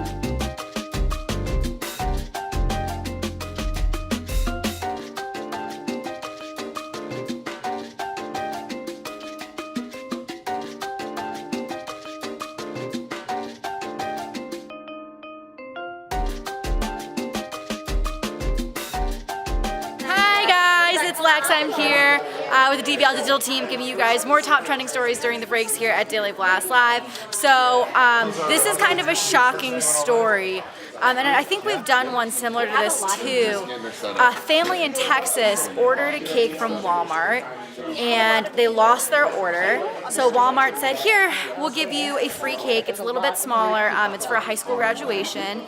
And they decorated it, they put a photo on it. Everything appeared to be very put together and very good looking. But then when they cut into the cake, it turned out to be styrofoam. So the family was super upset. They ended up only getting, for me only, I think it's worth a lot more. They only got a $60 gift certificate from Walmart for the mistake. I think it should be way more, and the family is super upset that they lost this memory of cutting open a graduation cake and having a memorable day with their loved ones and their family and their friends. So I feel for this family. But this recently happened. We reported another story from the Philippines that also was a styrofoam cake too. So I'm not really sure what the solution is, like other than just be like a good person, like don't make cakes out of styrofoam, because you don't want to cut into all your cakes, right? How do you know? There's a joke in there about having your cake and eating it too, I think. So DBL Nation, write us in what you guys think about this story. Bye.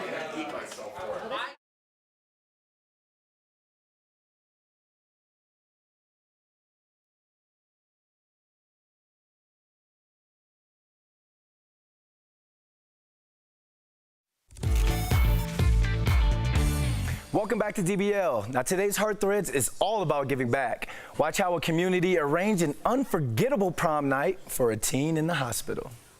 This teen was hospitalized on prom night, so hospital staff brought prom to her.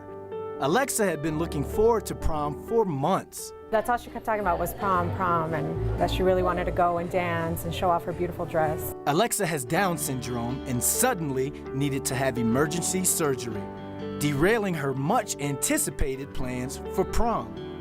After surgery, her friends, family, and hospital staff decided to surprise Alexa and told her to go put on her prom dress.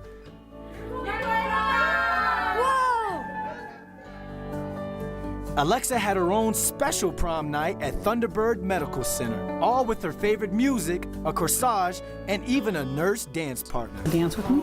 Oh, yeah.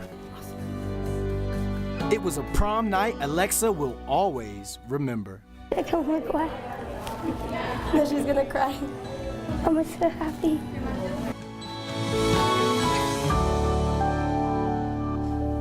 That got me for a little bit there. We'll be right back. Promotional consideration is brought to you by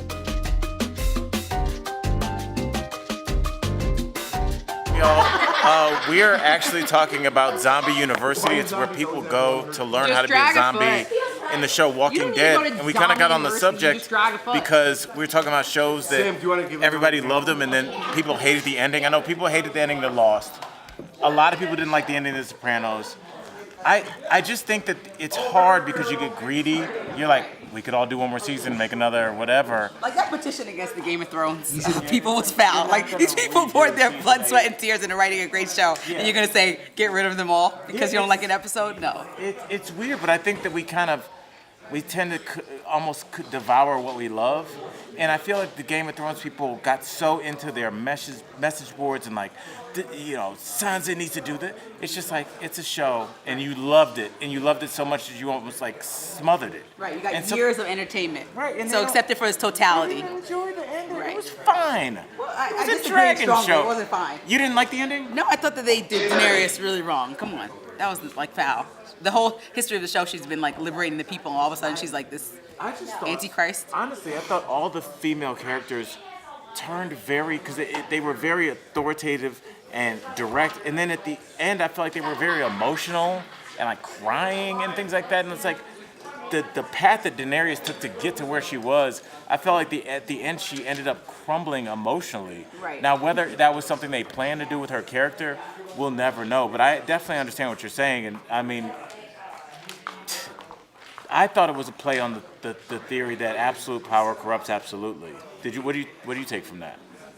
I guess I could see that. I guess otherwise we'd walk away and she'd be like this perfect leader who brings everybody together and like kumbaya at the end. I guess nobody wants to see that either. So we needed to see something. I just think maybe a couple more episodes of like showing her demise might have been better. Like here's how she broke down, not overnight. Oh, she got crazy. Yeah. This person threw her friend off the roof, which is a big deal. Right. But then she just got crazy. Yeah, I mean, maybe that was, we all do have a moment that we do snap. Yeah. And I think that maybe that moment showed that they could not be reasoned with. I'm just kind of speculating here. It was, like, when I saw the episode, I literally was like, I didn't really want to watch the show anymore. Yeah, I was like, that's a bit much. Once you they could have just pushed her off. They didn't have to slice her head and push her off. That was rough. All right, thanks, guys. Yeah, why do they have a hurt foot? I think they have a hurt foot. I think it's just the way they like.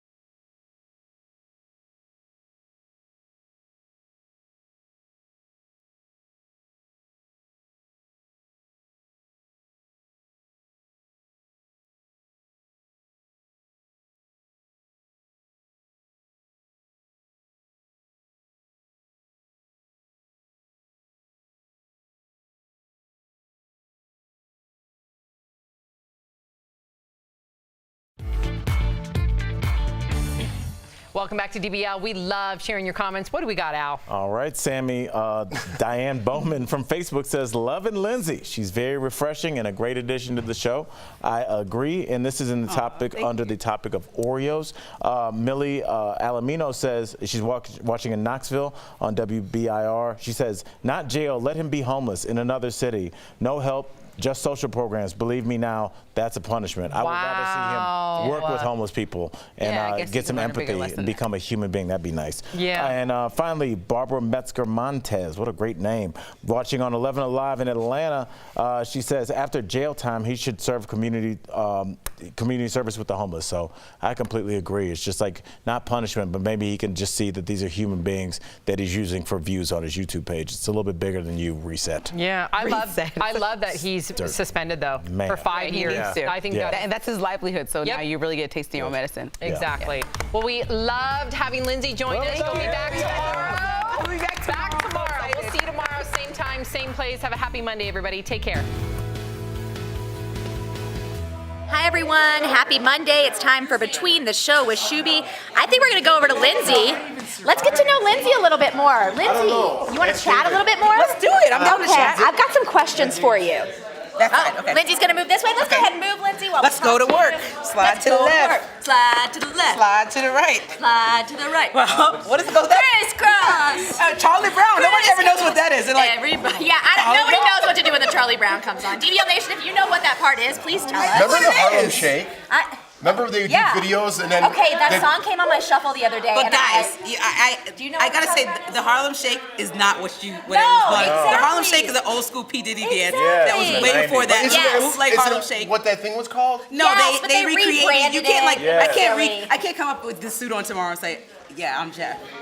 Just and I got and that's what they did with the Harlem Shake. I got what you're saying, but I love that. I want to bring that back. Yeah, it was like an actual dance, and then they branded that song the Harlem Shake, and then it went this viral challenge. I thought those were the Harlem funniest videos ever. They were so silly. They were so silly. Good. Lindsay, who's your favorite musician? Did someone ask you that already? Whoa, I know. It's hard to decide. I'm coming in with the hard questions. Oh my gosh, who's my favorite musician? You don't have to pick just First one. of all, I love Jay-Z. I can quote any Jay-Z lyric right now at this table. I will not. You love Beyonce just as much as you love Jay-Z? Jay-Z more, Beyonce second. I totally agree with you. I feel the same way. I love Beyonce though. Do you like Jay-Z more than Kanye? Beyonce? Jay-Z for sure. Kanye's like number really 15. As a person or as music? Music. Oh, really? Yeah, dude, I his like lyrics Jay-Z's are so good. What else? I like both of them. What else? His What old... else? What are you currently reading? Oh my God, I'm reading Big Magic by Elizabeth Gilbert. Oh, the we're getting wrapped. Eat, Pray, Love. Big Magic. Read it. Okay, great. For sure.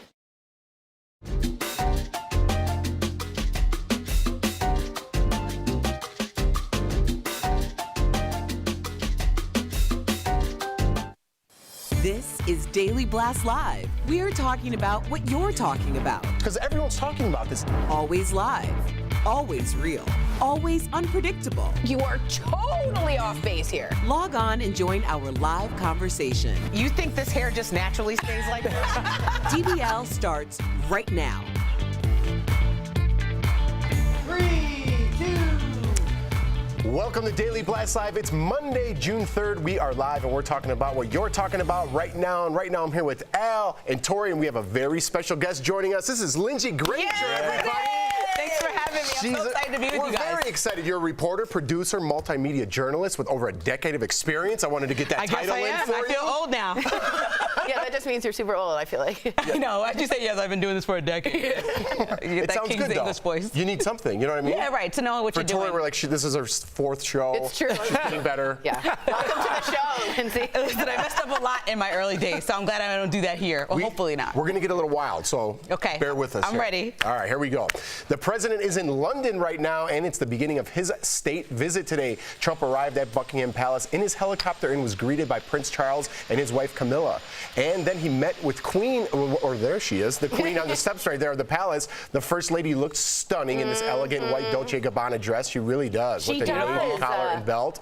The president was met by a handful of supporters outside Buckingham Palace, calling him a hero. I'm not sure if that guy's his fan, but whatever. On the other side, giant protest banners went up over one of London's bridge, not the London Bridge though, as mass protests have been planned for his visit, including one at Buckingham Palace today. Other members of Trump's family are on hand, including Ivanka Trump, who met with members of the royal family, like Prince Harry right there. But Meghan Markle will not be among the royals in attendance today, of course, because the Duchess of Sussex is still on maternity leave. But the president is coming under fire right now for calling her nasty. The president tweeted this denial, saying, "I never called Meghan Markle nasty, made up by fake news media, and they got caught cold." But listen to what he told the UK Sun. She said she'd move to Canada if you got elected. Turned out she moved to Britain. Well, that would be good. There are a lot of people moving here. So what can I say? No, I didn't know that she was nasty. And meantime, here in America, everyone is still talking about the president's new hairdo. He showed up to a church service on Sunday with this slicked back look. Some have speculated it's a result of hat hair, while others are really digging in. When I first saw that photo, I didn't even realize that was Trump. I know. I thought it was like Ric Flair. He looks like the CEO of Sonic. What? I think it's hair's better than the comb over. Try something new. Girls get to do stuff with their hair all the time. That's true. Nice to see something new. I was happy to see something. And I'm nice to know it's not a wig. Everyone's like, everyone speculates that it's a wig. Yeah. So there's your proof. So let's go back a little bit. What do you think about the nasty comment? Well, I think it's really being taken out of context. Like, everyone who wants to bash Trump constantly finds a reason, but this is not one. Like, he literally was responding to someone saying they're going to leave the country just because you run it. So it's basically the worst thing you could say. Like, you don't know how to do your job. So he kind of was like, well, that's a nasty comment. I think that's what he was trying to say. That's how I viewed it. Right. So I don't think that he was literally trying to attack her and everyone's trying to pin it to this Hillary Clinton nasty woman thing. I think it's just a little bit of a reach. I think so, too. What do you think, Tori? I don't, and I understand why people think we nitpick a lot at Trump, because Trump does a lot of things that require to be challenged. Imagine any other president calling our ally nasty. He said it. He used the word. Imagine Obama, JFK, anyone using that, and then you guys are like, well, I think you're picking it apart. No, the office of the presidency should be better than that. And I think it's appalling that our standards are so low. So yes, I think he was referencing Hillary, and yes, I do think he's just a snide guy. I don't think he calculated it, but it's a nasty thing to say, and you shouldn't say it. But right? You just called him nasty. But I'm not the president. He should be better than I am. But really, are you surprised? Look why he fuels his base by just being this person who just speaks with no filter. Totally. I'm not surprised. I'm just still disappointed. And I mean, 3 years later, it's like, this is what we get caught up in. Like, the Democrats and the Republicans constantly picking apart. How about we talk about some initiatives that you guys want for 2020 so that you can actually decide who you want in office instead of trying to continuously pull this man apart. Do you think it matters, like the initiatives, like the issues? Do you think it really matters to, like, Trump's base? Well, I think even if, like, we move forward and I think Trump has one person challenging him as a Republican, right? So if someone else is president, whether it's a Democrat or a Republican, it's going to be somebody who has to listen to everybody. We can't keep going from extremist to extremist to, like, what is that? We're not getting anywhere. I agree with that. So really, it would be nice to have somebody who could be either one, but listen to both sides. And would you rather not have a president call one of our allies the Duchess of that nasty? Would you rather not have that as our president? But then that question has to go back. Would you rather have the Duchess also, he's thinking, respect him? That's, I'm saying, his perspective, playing the devil. Just as the president, though, in terms of the office of the president, take away Republican or Democrat, should the president be better than that? Is the biggest thing in the UK are the royals. I mean, I know they have a prime minister, but it's the same level. But she was speaking when she wasn't a royal, speaking about Hillary Clinton. I'm just saying, would you want someone who would use better vocabulary, nicer vocabulary? Yes, but that's not what he does. You know what I mean? That's not what he does. And again, I don't think he was saying that girl's nasty over there. I'm saying she said something nasty. That's exactly how he said it. He didn't say she said something. He said she was nasty. But if he said mean, would we be having this conversation instead of nasty? I think nasty is a word, a dog whistle for the nasty women of Hillary. I think it's such a direct correlation.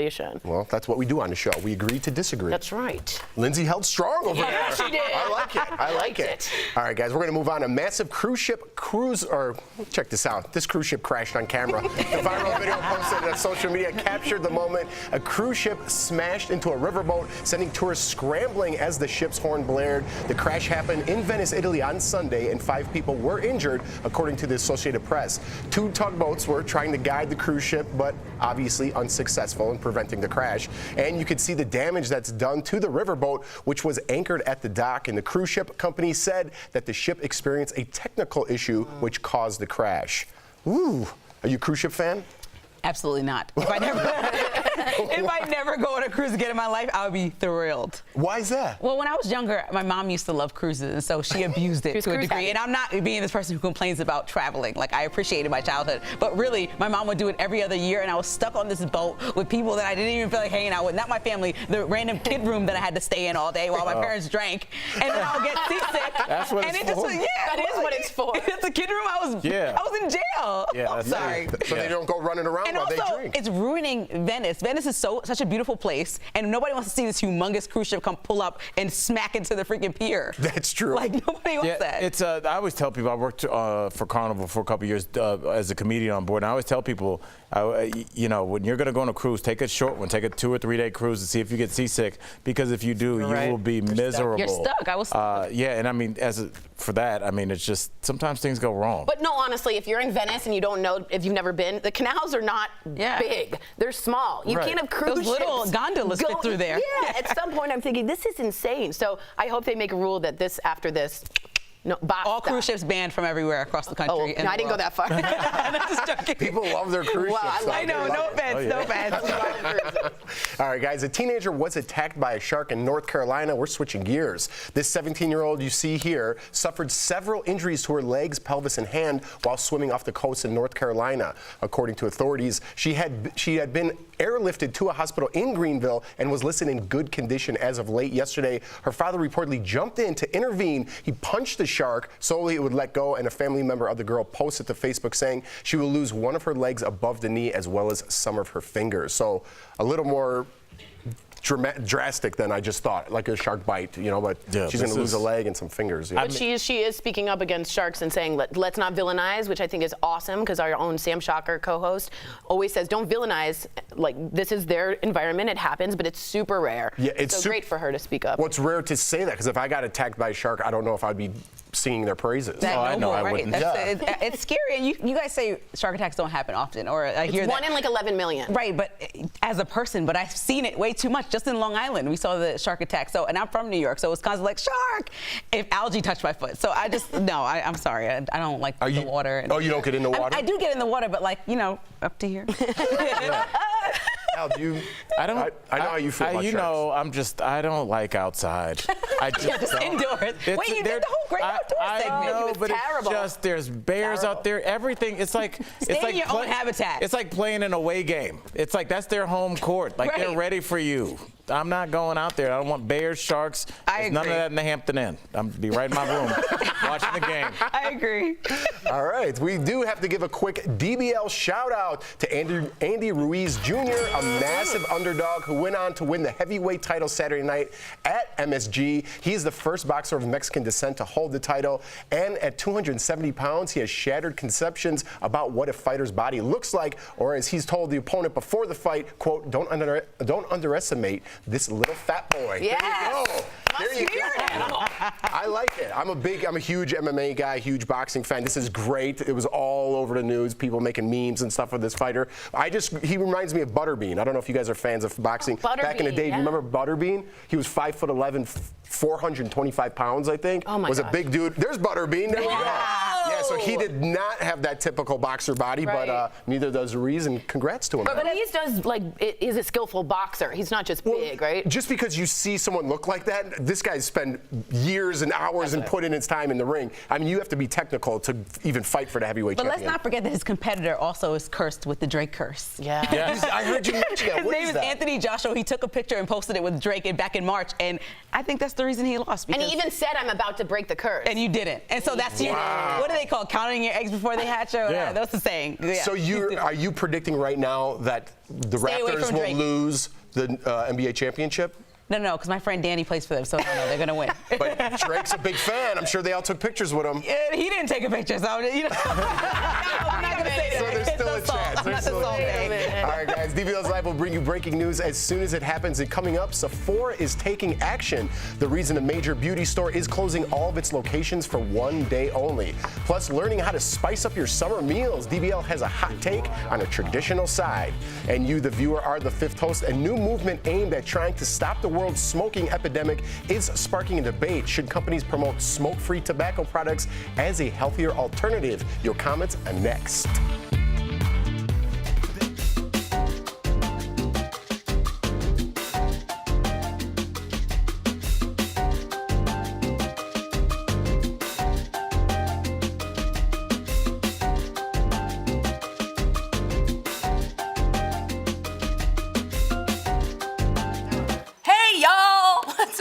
Just kidding. I'm here with Lindsay. You have questions for Lindsay. Okay, whoa, I'm getting bombarded, y'all. I don't have the answers. Okay, so you're born in Long Island, right? Where did you go to school? North Babylon High School and elementary school, North Babylon School District. So. And then you said you lost your accent when they were like, "This is." You've talked. Well, so I always had I was a producer first, but whenever I got a reporting job, it was like your accent, you talk too fast, blah blah. So I overcorrected and went to like this super prestigious news voice kind of sound, and then I undercorrected and fixed it and started sounding like a normal human being. And hopefully, when you guys watch me today, I sound like a normal human being.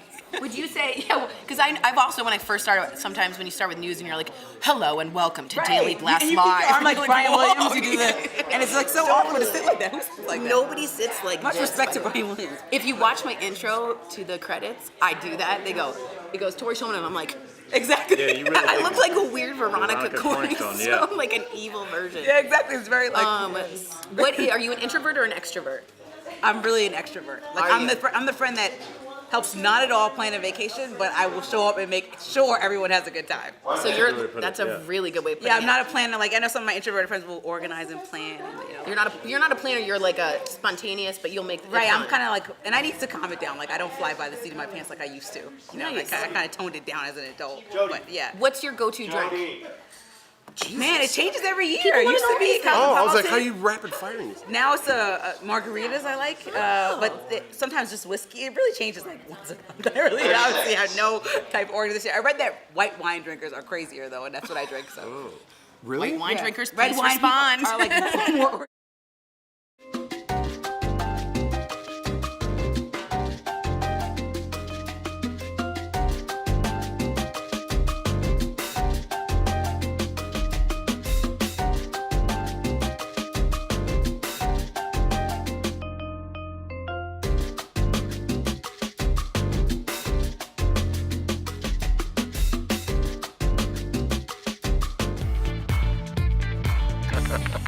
Welcome back to DBL. It's time for Fifth Host, and we talk about what you're talking about. A new movement to change World No Tobacco Day to World No Smoking Day is creating some debate.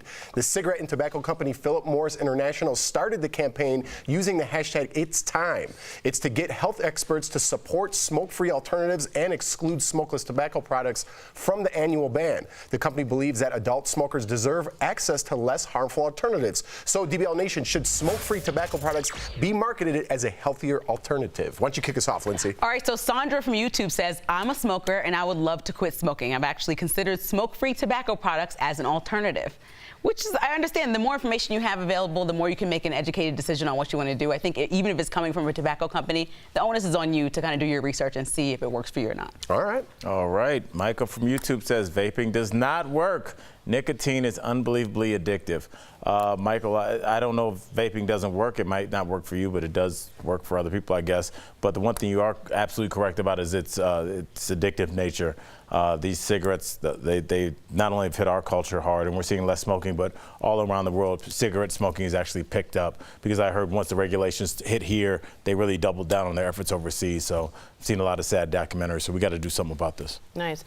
Nina from YouTube says, I used vaping to quit cigarettes. I then quit vaping. I'm not sure how successful I would have been without vaping. I do not recommend vaping to anyone who's never smoked, though. I appreciate that advice, and I think that's great advice. What I don't want you to do is take advice from Philip Morris. And I say that a little more strongly than Lindsay because take a look at this picture. So this is the biggest group of tobacco company CEOs, including Philip Morris, and they are raising their hands to testify to the question, do you believe that nicotine is addictive? And their answer, every single one of them, said no. And they swore an oath, and that's a lie. So I don't think you should take advice from them. I think they're a marketing brand, and take advice from your doctor or someone who's been through it. What if your doctor's name is Philip Morris? That's a bad doctor. Dr. Morris. But also there's labeling on cigarettes. You know, people are actively making choices now at this point with all the information we have about cigarettes. But when you're an addict, sometimes those rational choices aren't there for you. Yeah, all right. Daniel from Facebook says, it's not the tobacco that's killing smokers, it's the chemicals they add to the tobacco. I don't know if that's true. It very well might be, but as much as I hate this, because I don't agree with Tori very often, I don't like big tobacco. It's all for money, and I don't like what they're doing, although they do put warnings on there. It is people's personal choice. Why don't we just take it away from them? Why do we make it a choice if it's killing you? Big tobacco's there to make money. That's what they're there to do. You could say that about alcohol. Yeah, I know. Say that about anything. Cool Ranch Doritos. Yeah. Cool Ranch specifically? People use those too. People love cigarettes and Cool Ranch. I don't know. Just something about big tobacco and their money that they're making. Well, they lied. They knew it was addictive, and they so that's to the promote problem. it. Yeah. Yeah, in the beginning it started out different and then changed. So. All right. I like it. Never mind. He doesn't like it. I was going to say something else, but coming up on DBL, Chaka Khan shares the beauty secrets that keep her looking youthful at age 66. The reason why the iconic singer wants you to stop using ice. Plus, we're sharing an easy recipe that can complement your next cookout. Yum. Next. Are you...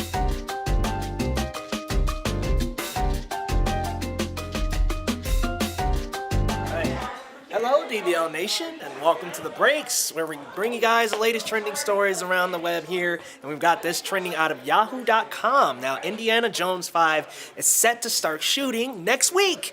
Now, guess what, y'all? This is going to be their first installment of Indiana Jones since 2008, so it's been a while. I mean, shoot, the release date that they have mapped out for is July 21st, 2021, so that's over 10 years. I mean, almost 15 there. They really stretched it out, but before Kingdom of the Crystal Skull, they actually released the third film, which the name is out of my head right now, but they released the last film in 1998. So before Kingdom of the Crystal Skull, there was a 10-year gap anyway. And I like that they're giving these movies some time to breathe. They're giving the series some time because, of course, Harrison Ford is getting older. And this is coming after he had a lot of comments to say about another possible Indiana Jones. Like, he was saying he would much rather the character just die than be played by another actor, and that other actor that people were tossing around was Chris Pratt. Now, I think that's a pretty cool idea. Keep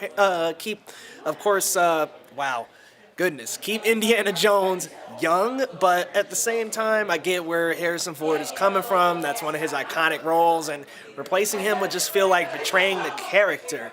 Now, they've been on and off with this since about 2016, but it's finally coming to fruition, guys. Write us in and let us know. Do you want to see another Indiana Jones movie? And do you want to see Harrison Ford in the lead role? We'll see you next break. Not if it looks clear.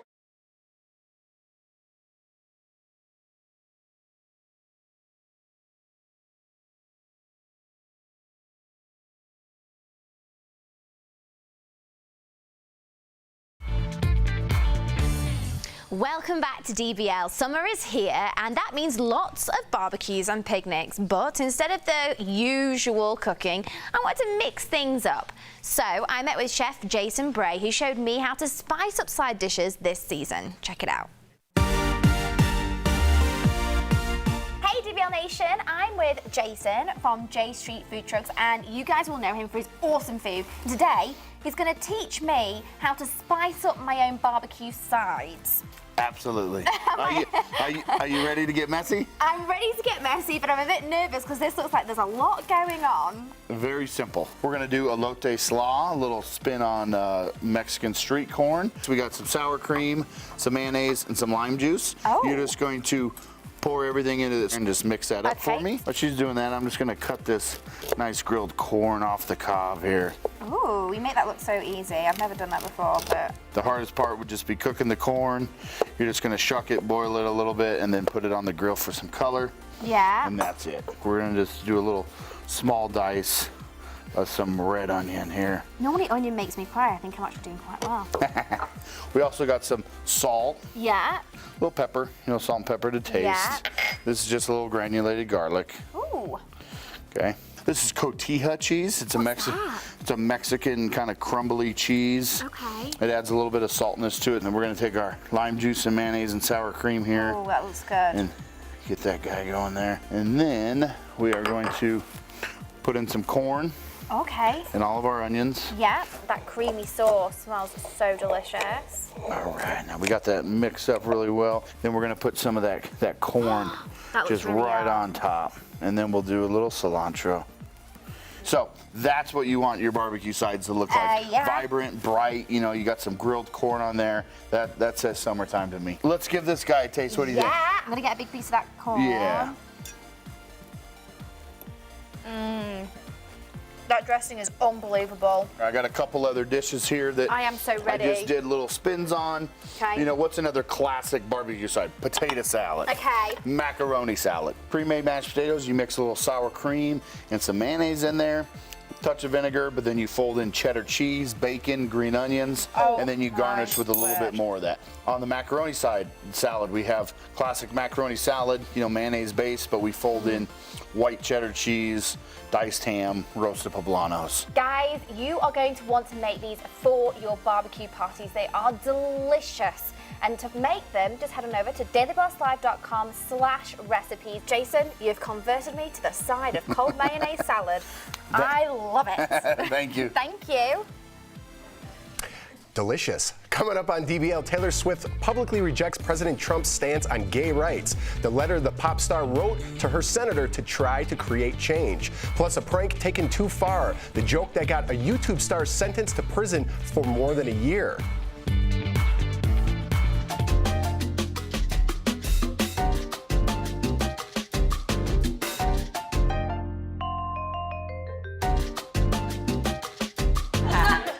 We are speaking about food because you guys are writing in about drinks. Someone said a Moscato.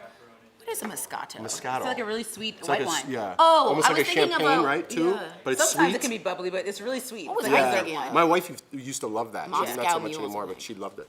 But we did want to give a shout out and an RIP to a wonderful chef and freedom rider that is Leah Chase, and she passed away unfortunately yesterday. She is known as the Queen of Creole and has many restaurants. Dookie Chase, if you guys ever known, she was always on shows, but she's also an activist that rode in the Freedom Riders of the Civil Rights Movement. So a big ups to Leah Chase, and we hope she's cooking in heaven and enjoying heaven.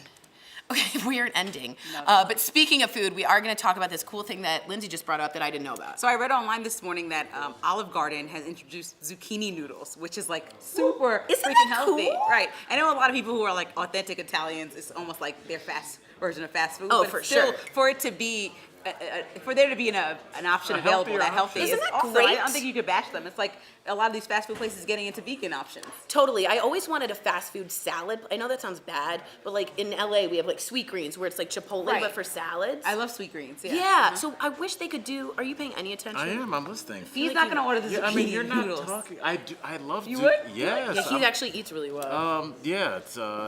I don't know. I feel like for what it tastes exactly the same. Right. It's like spaghetti a squash quarter too. of the calories. Yeah. I thought I wouldn't like spaghetti squash. Surprisingly, I did for noodles. Oh, really? Loved it. Yeah. Jeff and I did the Impossible Burger Challenge. Have you had that? I had versions of different bean. Or were they like bean-based burgers? It's like that, yeah. And I don't know if I had the exact Impossible. But sometimes they're so gross, and I always want to get it, but they're so dry. Gross, but the Impossible Burger is really good. Okay, the veggie burger one. Yeah, I think they had like called Cowboy Quinoa. How Trader Joe's? I got one. Want something for everybody. When I wasn't eating meat, I got these burgers, and they were atrocious. I put them on the grill. Well, that can be the reason people don't want to eat healthy because. But there's other ones like the Impossible Burger looks like meat. It tastes great. I want it to smell and look like meat. That's the Impossible Burger. Because I don't want the beans and the sprouts coming out. Right. That's no. It looks like meat. The Impossible Burger, but the one I got was like, I mean, like dry and crumbly and gross. Yeah, I left them in my fridge in case Sam comes over. That's hilarious. Sam, I have a delicious hamburger alternative for you. Beautiful different alternative. How thoughtful of you.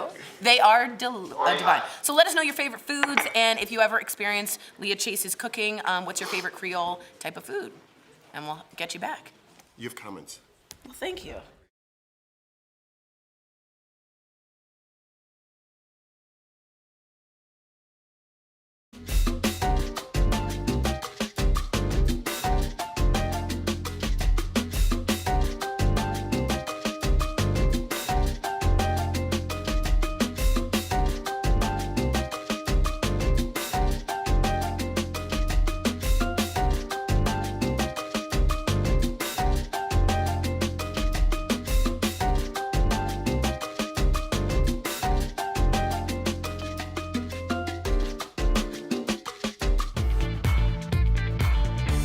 Welcome back to DBL. We love sharing your comments, right, Tori? We sure do. Lori Lynn Wall says, just trim up the back, Donald. The haircut. Gotcha. Okay. Gotcha. Michael Loveland says, how about a rational human being? Do we have one of those, speaking about Trump? And Colin Boyd says, Tori and Lindsay have great chemistry. Oh, snap. Reach over.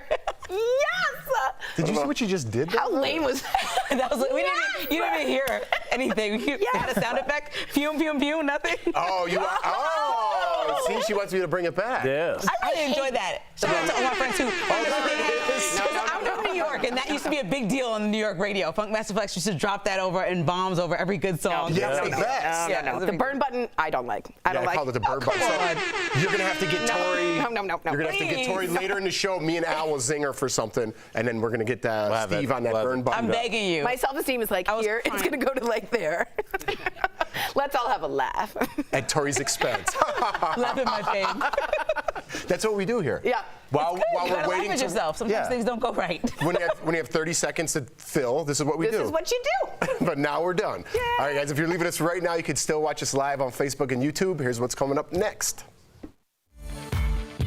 A joke gone too far. The prank that got a YouTube star sentenced to prison for more than a year. Plus, iconic singer Chaka Khan dishes some major beauty and life advice. The secret she lives by to keep looking fresh at 66 years old. And Taylor Swift takes a stand for equality dressed in rainbow from head to toe. How the pop star is using her platform to create change during Pride Month. That and much more when DBL returns. Hi, DBL Nation. I have some celebrity news for you, and Leo somehow seems interested in it. I thought he would roll his eyes as soon as I told him the headline, but it's actually Bradley Cooper and his girlfriend, long-term girlfriend, Irina Shayk, are hanging on by a thread, according to reports. Now, they do have a child together, born in 2017. So, what did you bring up? Because that's the first thing you said. This is some tea, y'all. Because I literally, when you read that headline, the first thing I thought was him and Gaga have been performing lately, and they've been looking kind of cute, getting close. They looked really good together in that movie. I don't know if you can hear off camera, but Sharon's like, yes. She's Did a so shot of agreeing Sharon. with this. Yeah, you agreed, don't you? That's her agreeing, like editing and agreeing at the same time. There was that performance that they did together, that live performance where everyone thought it was too much, but they were both in a relationship at the time, and now people are speculating that the movie might have torn them apart. I mean, I wouldn't be surprised because Gaga's single now, correct? Yes, she is. This is kind of coming in after the movie, and they're barely hanging on a thread. Him and Gaga were really close on that piano. Really close. I don't know. I want to know what DBL Nation thinks. I just read it as a headline that was like, cool, I'll report on this, but everyone suddenly was like, whoa, what about the movie? And shallow, and did the movie break them apart? I'm like, okay, we'll go with this story. Why can't I, for the life of me, think of the title of that movie? A Star is Born? A Star is Born, yeah. Check that out if y'all haven't yet. All right, I'll see you later on. See you next break. Clear.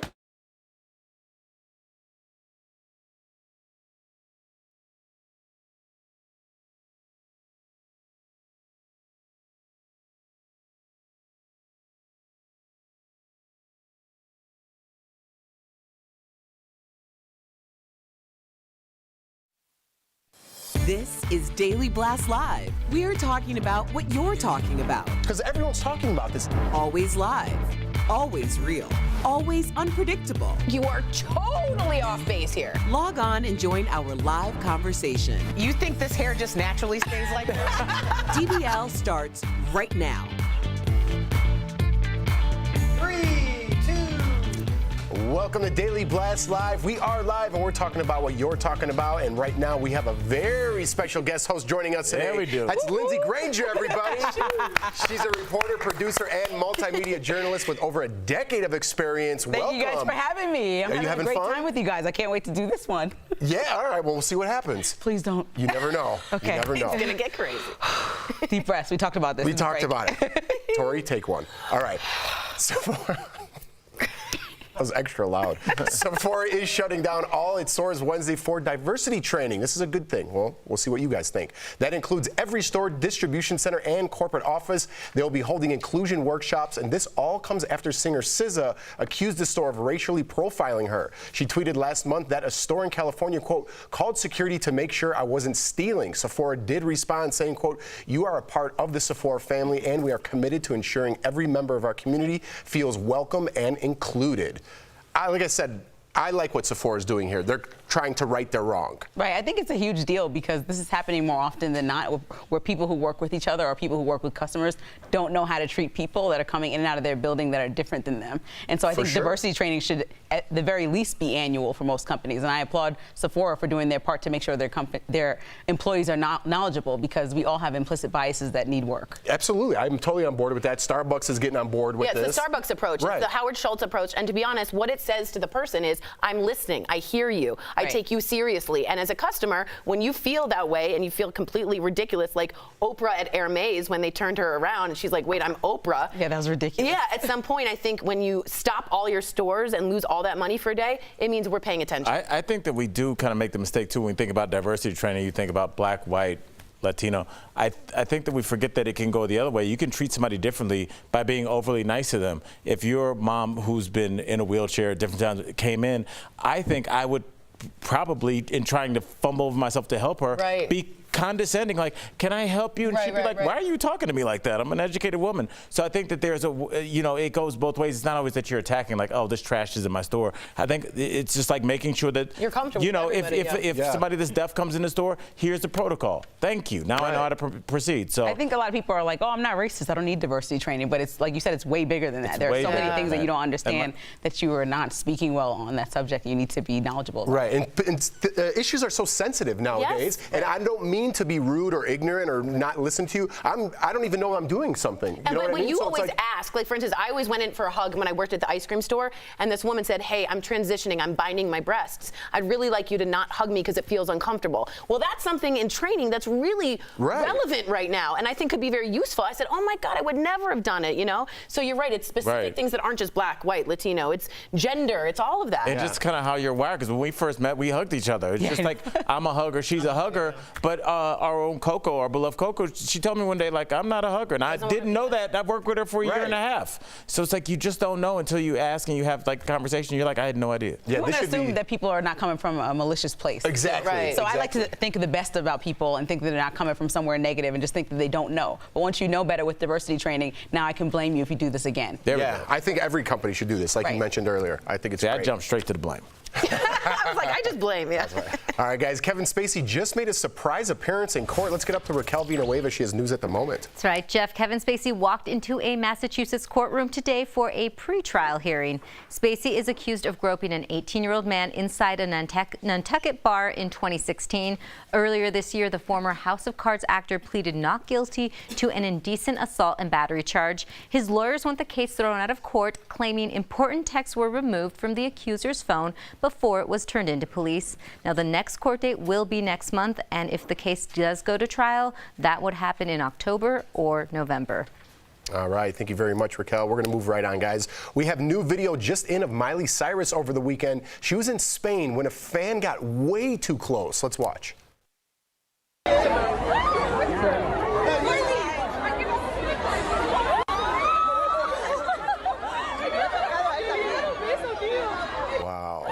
Wow, did you see that fan grab her hair and then even tried to kiss her? Her husband, Liam Hemsworth, was trying to get through the crowd when this all went down, and Miley is in Barcelona right now for a music festival. She hasn't commented on the incident and no word on what or if anything happened to that crazy man right there. Assault. Oh, I mean, for that sure. is assault. In broad daylight, that man should be arrested and held accountable. That is just assault. You cannot do that to any human being. I don't care if you're Miley Cyrus or if you are Miley Cyrus. That doesn't give you the right. Do you think people are too aggressive with celebrities just in this era right now with social media? Yeah, I think even on a smaller level, people just attack people so viciously on social media, on YouTube, wherever it is, and just say things that they would never say to someone's face, and then do things when they see them because they feel like they know them. And so this level of comfortability is like, I guess, you know, in one way you get to know the people that you admire and buy their stuff and, you know, support them. But on the other level, if you're doing stuff like this, then it's gone wrong. I mean, I think the scariest thing from that video is that is an act, it seems like, of an obsessed fan that likes her. Imagine if he didn't like her. I mean, don't forget, we saw footage this weekend of Kamala Harris, somebody rushing the stage on her this weekend. I mean, grabbing the microphone. Yes, Monica Seles, the world famous tennis player, was stabbed on the court. When I grew up, doing stand-up for 13 years, when I was a young comedian coming up, when the big comics would come through working out their HBO specials, I was amazed at the fact that a random dude could be a foot and a half away from Chris Rock. It's amazing, like the lack of security that goes on. And I'm really happy. I'm not wishing for anything, obviously, but I'm surprised nothing worse that has happened. I mean, this is pretty serious. The head of the White House security got fired because he allowed, I think 2 people got on the elevator with Obama once. Remember a couple years ago? The Real Housewives of D.C. Remember they got into that White House party and shook hands. It's amazing what you can do. Yeah, you got to be very careful. Yeah. All right, guys, a YouTuber could be facing prison time over a prank gone wrong. Okay, let me do this. The prankster is known as Reset on YouTube. Please don't attempt to what we're about to show you at home. Don't do this at all. Reset, who lives in Spain, posted this in 2017. You can see him giving a homeless man an Oreo cookie filled with toothpaste instead of the cream. It immediately makes the man sick, and the video prompted outrage online when Reset, when he was just 19 years old. He did post a video admitting he may have gone too far, but said there's a positive side. Quote, "This will help clean his teeth. I don't think he has cleaned them since before he became poor."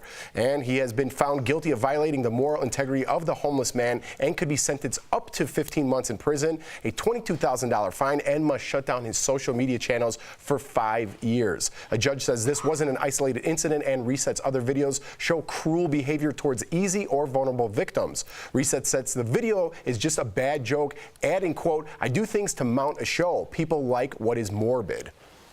I don't know. For one, I know in this country we always talk about, your rights as a person and what you need. I love that they're shutting down his platform completely. For 5 years, yeah. Yeah, I think we need to have license to go on social media. I've been saying this for a long time. I think people need to be responsible for what they do right online. We were just kind of talking about this, and I for one love that they're shutting down his social media. But this man has not even remorse. He keeps getting asked about it and keeps making jokes about it. And I think just for that point of him being remorseful or not being remorseful, I'm happy that they're using him as an example and saying, okay, we might sentence you to 15 months in prison. That might seem extreme to some people, but look what he's doing. He's literally an influencer on YouTube, right. And people might mock what he's doing and harm other people. People literally get hurt by following some of these YouTubers who do stupid stuff and go to the Grand Canyon, take a picture, and almost die. You're copying off people that you see online that have done the picture and done it beautifully, or done, eating a Tide Pod, and then a kid wants to copy off that. So it's not just you have to worry about when you have 1 million people following you. Right. I can't wait for there's a time where we aren't interested, the generation that wants to watch morbid things. I want that troll type behavior to go away, and I don't know if it's going to get worse or we're going to dig in. If he goes away, there'll be another one to replace him. I mean, this. I just wish the whole behavior would change. If you're worried about going to jail for 15 months, maybe not. Right. Or your means of income gets taken away. I don't want to talk about this man anymore. He's not worth any of our time. But I'm worried about the mirror that he is, and that he's reflecting our culture, and that he has enough followers that we're talking about him. What's wrong? How many people? He clearly has a personality disorder amongst other diagnosable conditions. But what's going on where he has enough subscribers to watch that nonsense? Because the culture, like I just said, is obsessed with that troll behavior. And he said it. People watch what's morbid. That is true. I just wish it weren't. Yeah, well, like I said, shutting him down, they can't do it. Like you said, someone else might come come behind him. But it's like, if we keep shutting down these sites that do these terrible things, maybe they'll eventually stop. Or sit with an expert and talk about why what he did is all the implications of the things that he did. So maybe that he can share that when he learns his lesson with people who follow him, and then maybe that'll set a precedent. I hope. Yeah, I don't think he's there yet. Yeah, I don't think he's there yet. Maybe 5 years, we'll check back in. Yeah. All right, guys. Singer Chaka Khan has some free life advice for us all, so we better listen up, right? It comes with the announcement of her new wig and hair extension line. During an interview about the new line, she had some tips, which include embrace your age. Huh? That's a good one. Hair is more powerful than you think. Okay, try turmeric. That's a good one, huh? You haven't already? She says she takes it every day. I've never tried that. So I've heard it though. There's turmeric pills, and anti-inflammation. I do want to try that. My food today. Do you guys want to try it? You want to do it together? Yeah. Okay. Let's try it.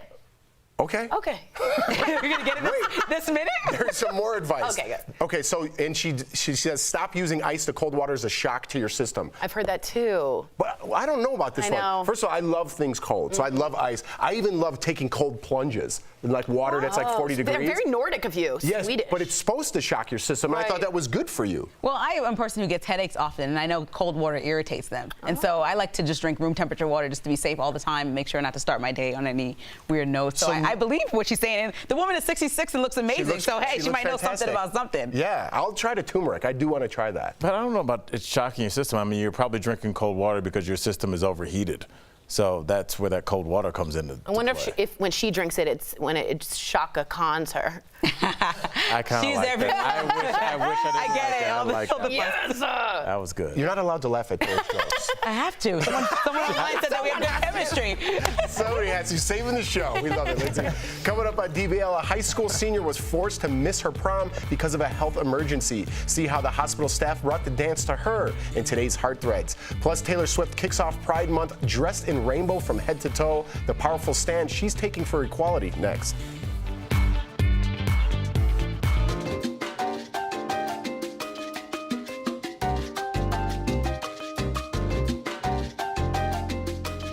So people are talking about the burn button really quickly. Michael Loveland says, one day soon, competing burn buttons. Don't worry, I'm already on it with the graphics department. Oh, nice. Peggy Williams says, loves the burn button. And GLG Contracting says, I go Sephora. It's like when someone who speaks English slows down their speaking level significantly. What language? I know. I didn't know what you were saying. I was hoping nobody I thought that was another language. Okay, hold on, let me well, take that again. Who speaks English? Okay. English. It was a really weird moment. I felt it too. GLG Contracting, let's take that again. It's like when someone who speaks English slows down their speaking level significantly to talk to someone to make them understand. Every company should. And again, someone wrote in, was that guy not scared of the Hemsworth clan? That's an interesting thing. I didn't even see it. Did you see? He was like looking at it. He kept walking. Well, it just seems But he put his arm up and noticed she was running in. He's in a fan. I mean, that's terrifying. A lot of people are psychopaths, and we don't talk about that. Like, that's not a normal, like, oh, I gotta have all your albums. There's something wrong with that human being to reach and grab. That's the kind of fan that like cuts a lock of your hair off. Like those kind of fans. Anyone who says lock of hair. Music video. Yeah. Stan. That's my. You know that's a verb now. I stan you. I saw it. Yeah. In a good way, though, right? Yeah. Which is weird. Someone said I stan you. Obsessed fan. Yeah. Like, but there's like so many Beyonce stans, and it's still like, what does that mean? Because Eminem. Stan, didn't he put his girlfriend in the trunk? Yeah. It was really. It's a loose interpretation. It's really more of a loose thing. Yeah, I'm just surprised there's not better security. Yeah, they did. Oh man. Beatles, if you ever watch The Last Play at Shea, it's one of my absolute favorite documentaries, narrated by Alec Baldwin, about Billy Joel and Shea Stadium put together and their history with the Beatles being at Shea Stadium. But they said it was so loud at Shea Stadium, they couldn't even hear it, and they start laughing on the video because they stopped singing. Like it was just screaming, intense mania. And it's like, how overwhelming is that? Right. Well, people used to pass out, you know? People faint. Yeah, the Beatles, Michael Jackson. People crying, I never understood that. When you go to a concert and start crying, like, I don't feel that strongly, I don't think about anybody. I appreciate it. Go Taylor. Like, people are like crying.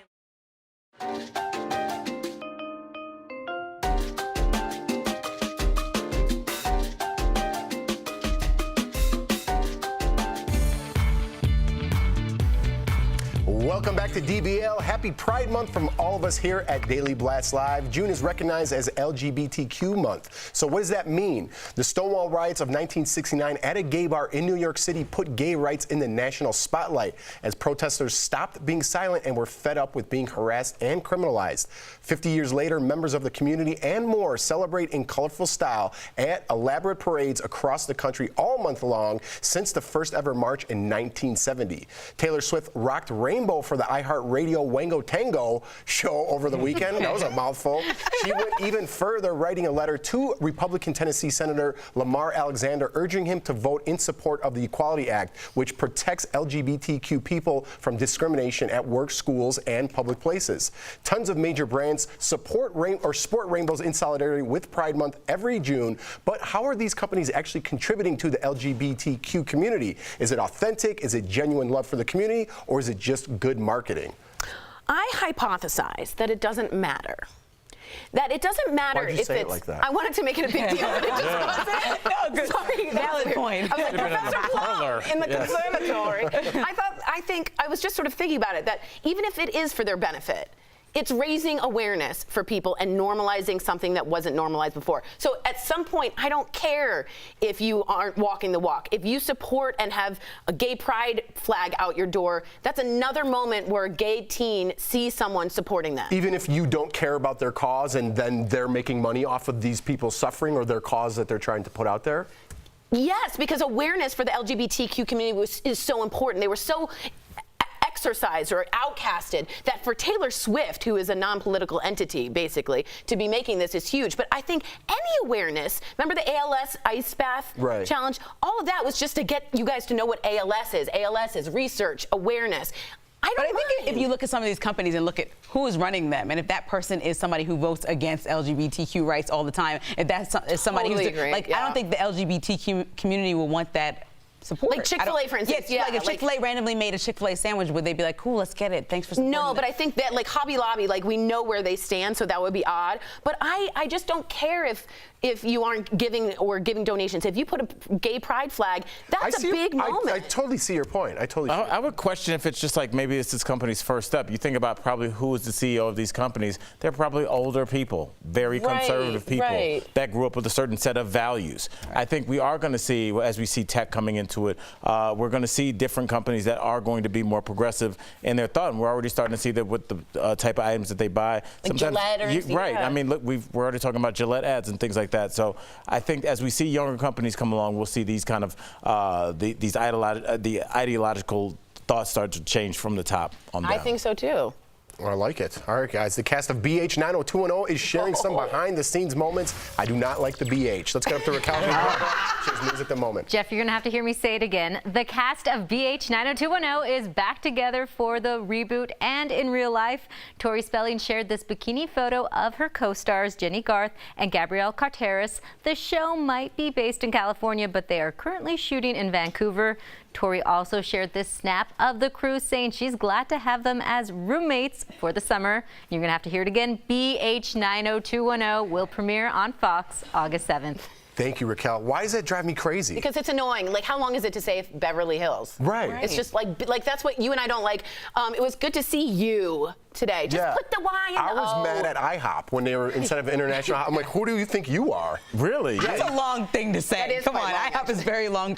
I'm going to go to International House of It's like nobody wants to eat there anymore. I boycotted once they changed their name. And also, Jeff, we've been to a lot of places overseas. Have you ever been to an IHOP overseas? No. I know. So yeah, international. Oh wait, you're absolutely right. They've never, even though I've been to a Denny's in Costa Rica. Really? Yes. What is so international about the International House of Pancakes? And that pancakes are internationally delicious. Weird character. Do you love it? Are you a big fan of pancakes? My dad used to make them growing up. I love pancakes. I think pancakes stink. Yeah, you don't like what? Pancakes are delicious. They're just flour and syrup. They're it's having round cake flour. from. If you woke up in the morning and I was having a piece of wedding cake, you'd be like, you're out of your mind. But a stack of pancakes is okay. You're eating cake for breakfast. That's insane. And you should eat dessert. A lot of people who live their best life say eat dessert first. Yeah. Live your life that way. Yes, and have your stomach ache second. That's, a lot of people have tried that. Well, I don't have a candy bar for breakfast. Sugar belly. All right. We got it. See what happens when you call things BH? You get into this conversation. All right, guys, coming up on DBL, a teen gets surprised with the prom celebration in the hospital. How an unfortunate turn of events became something really special in today's Heart Threads.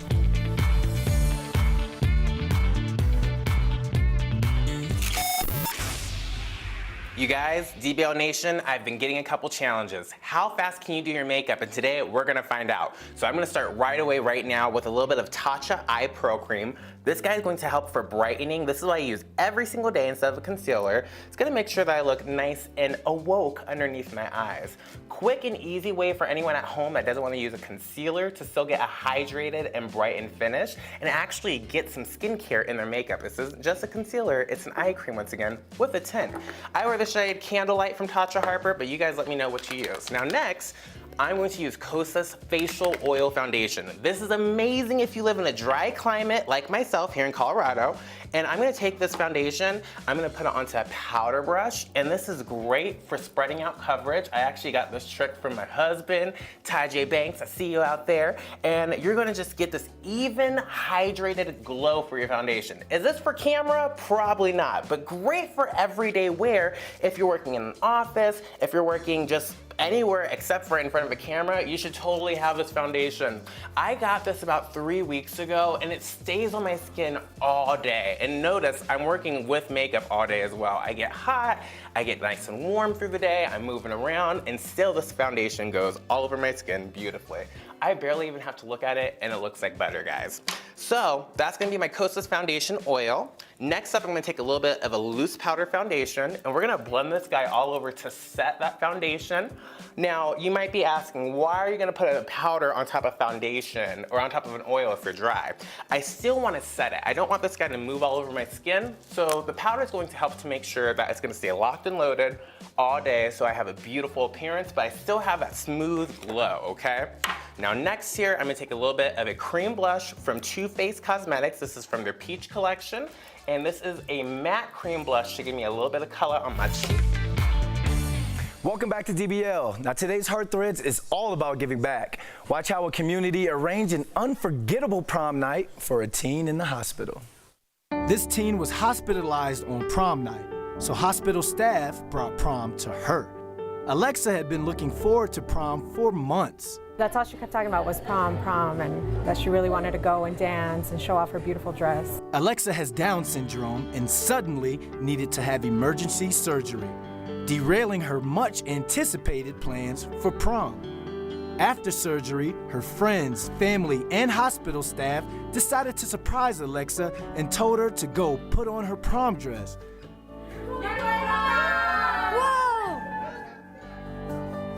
Alexa had her own special prom night at Thunderbird Medical Center, all with her favorite music, a corsage, and even a nurse dance partner. Dance with me? Oh, yeah. It was a prom night Alexa will always remember. I told her what? That she's gonna cry. I'm so happy.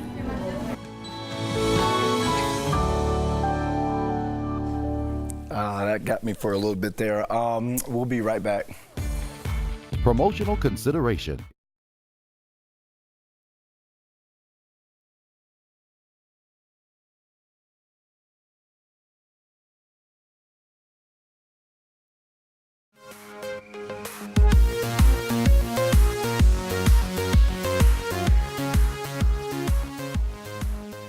Hey guys, welcome to Double Jump. I'm Steph Jones, and today I'm going to be reviewing Elton John's Rocket Man. Yeah, I saw it last night. It was absolutely incredible. The costumes, the sets actually blew my mind. The story was very different to what I was expecting. Obviously, we've known Elton John for decades as the ultimate kind of original rock star, and he really played that role very well, but it gave me an insight into his life that I never imagined possible.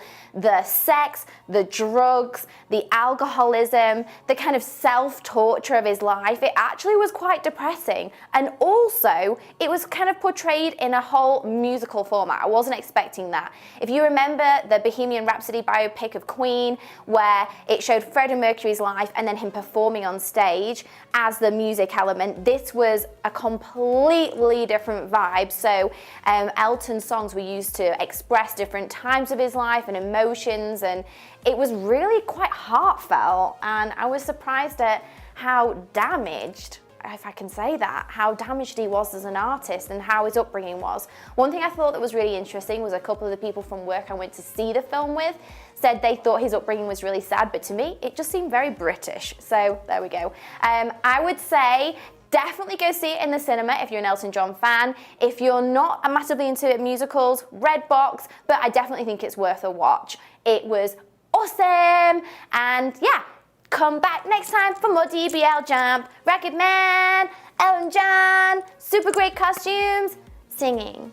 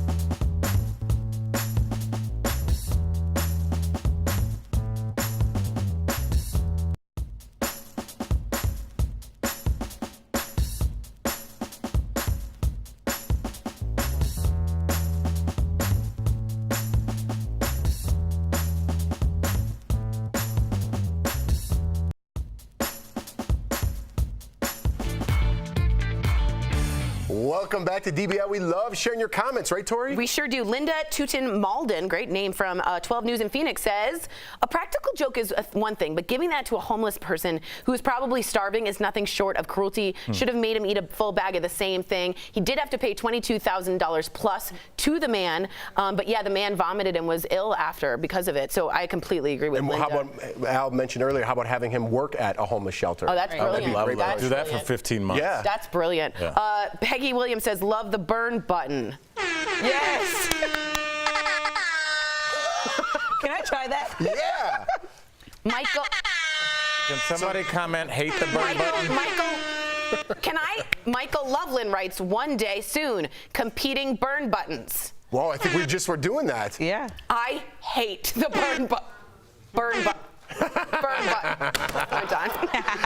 It might be my favorite thing ever. It's the worst thing. I'm on your team here.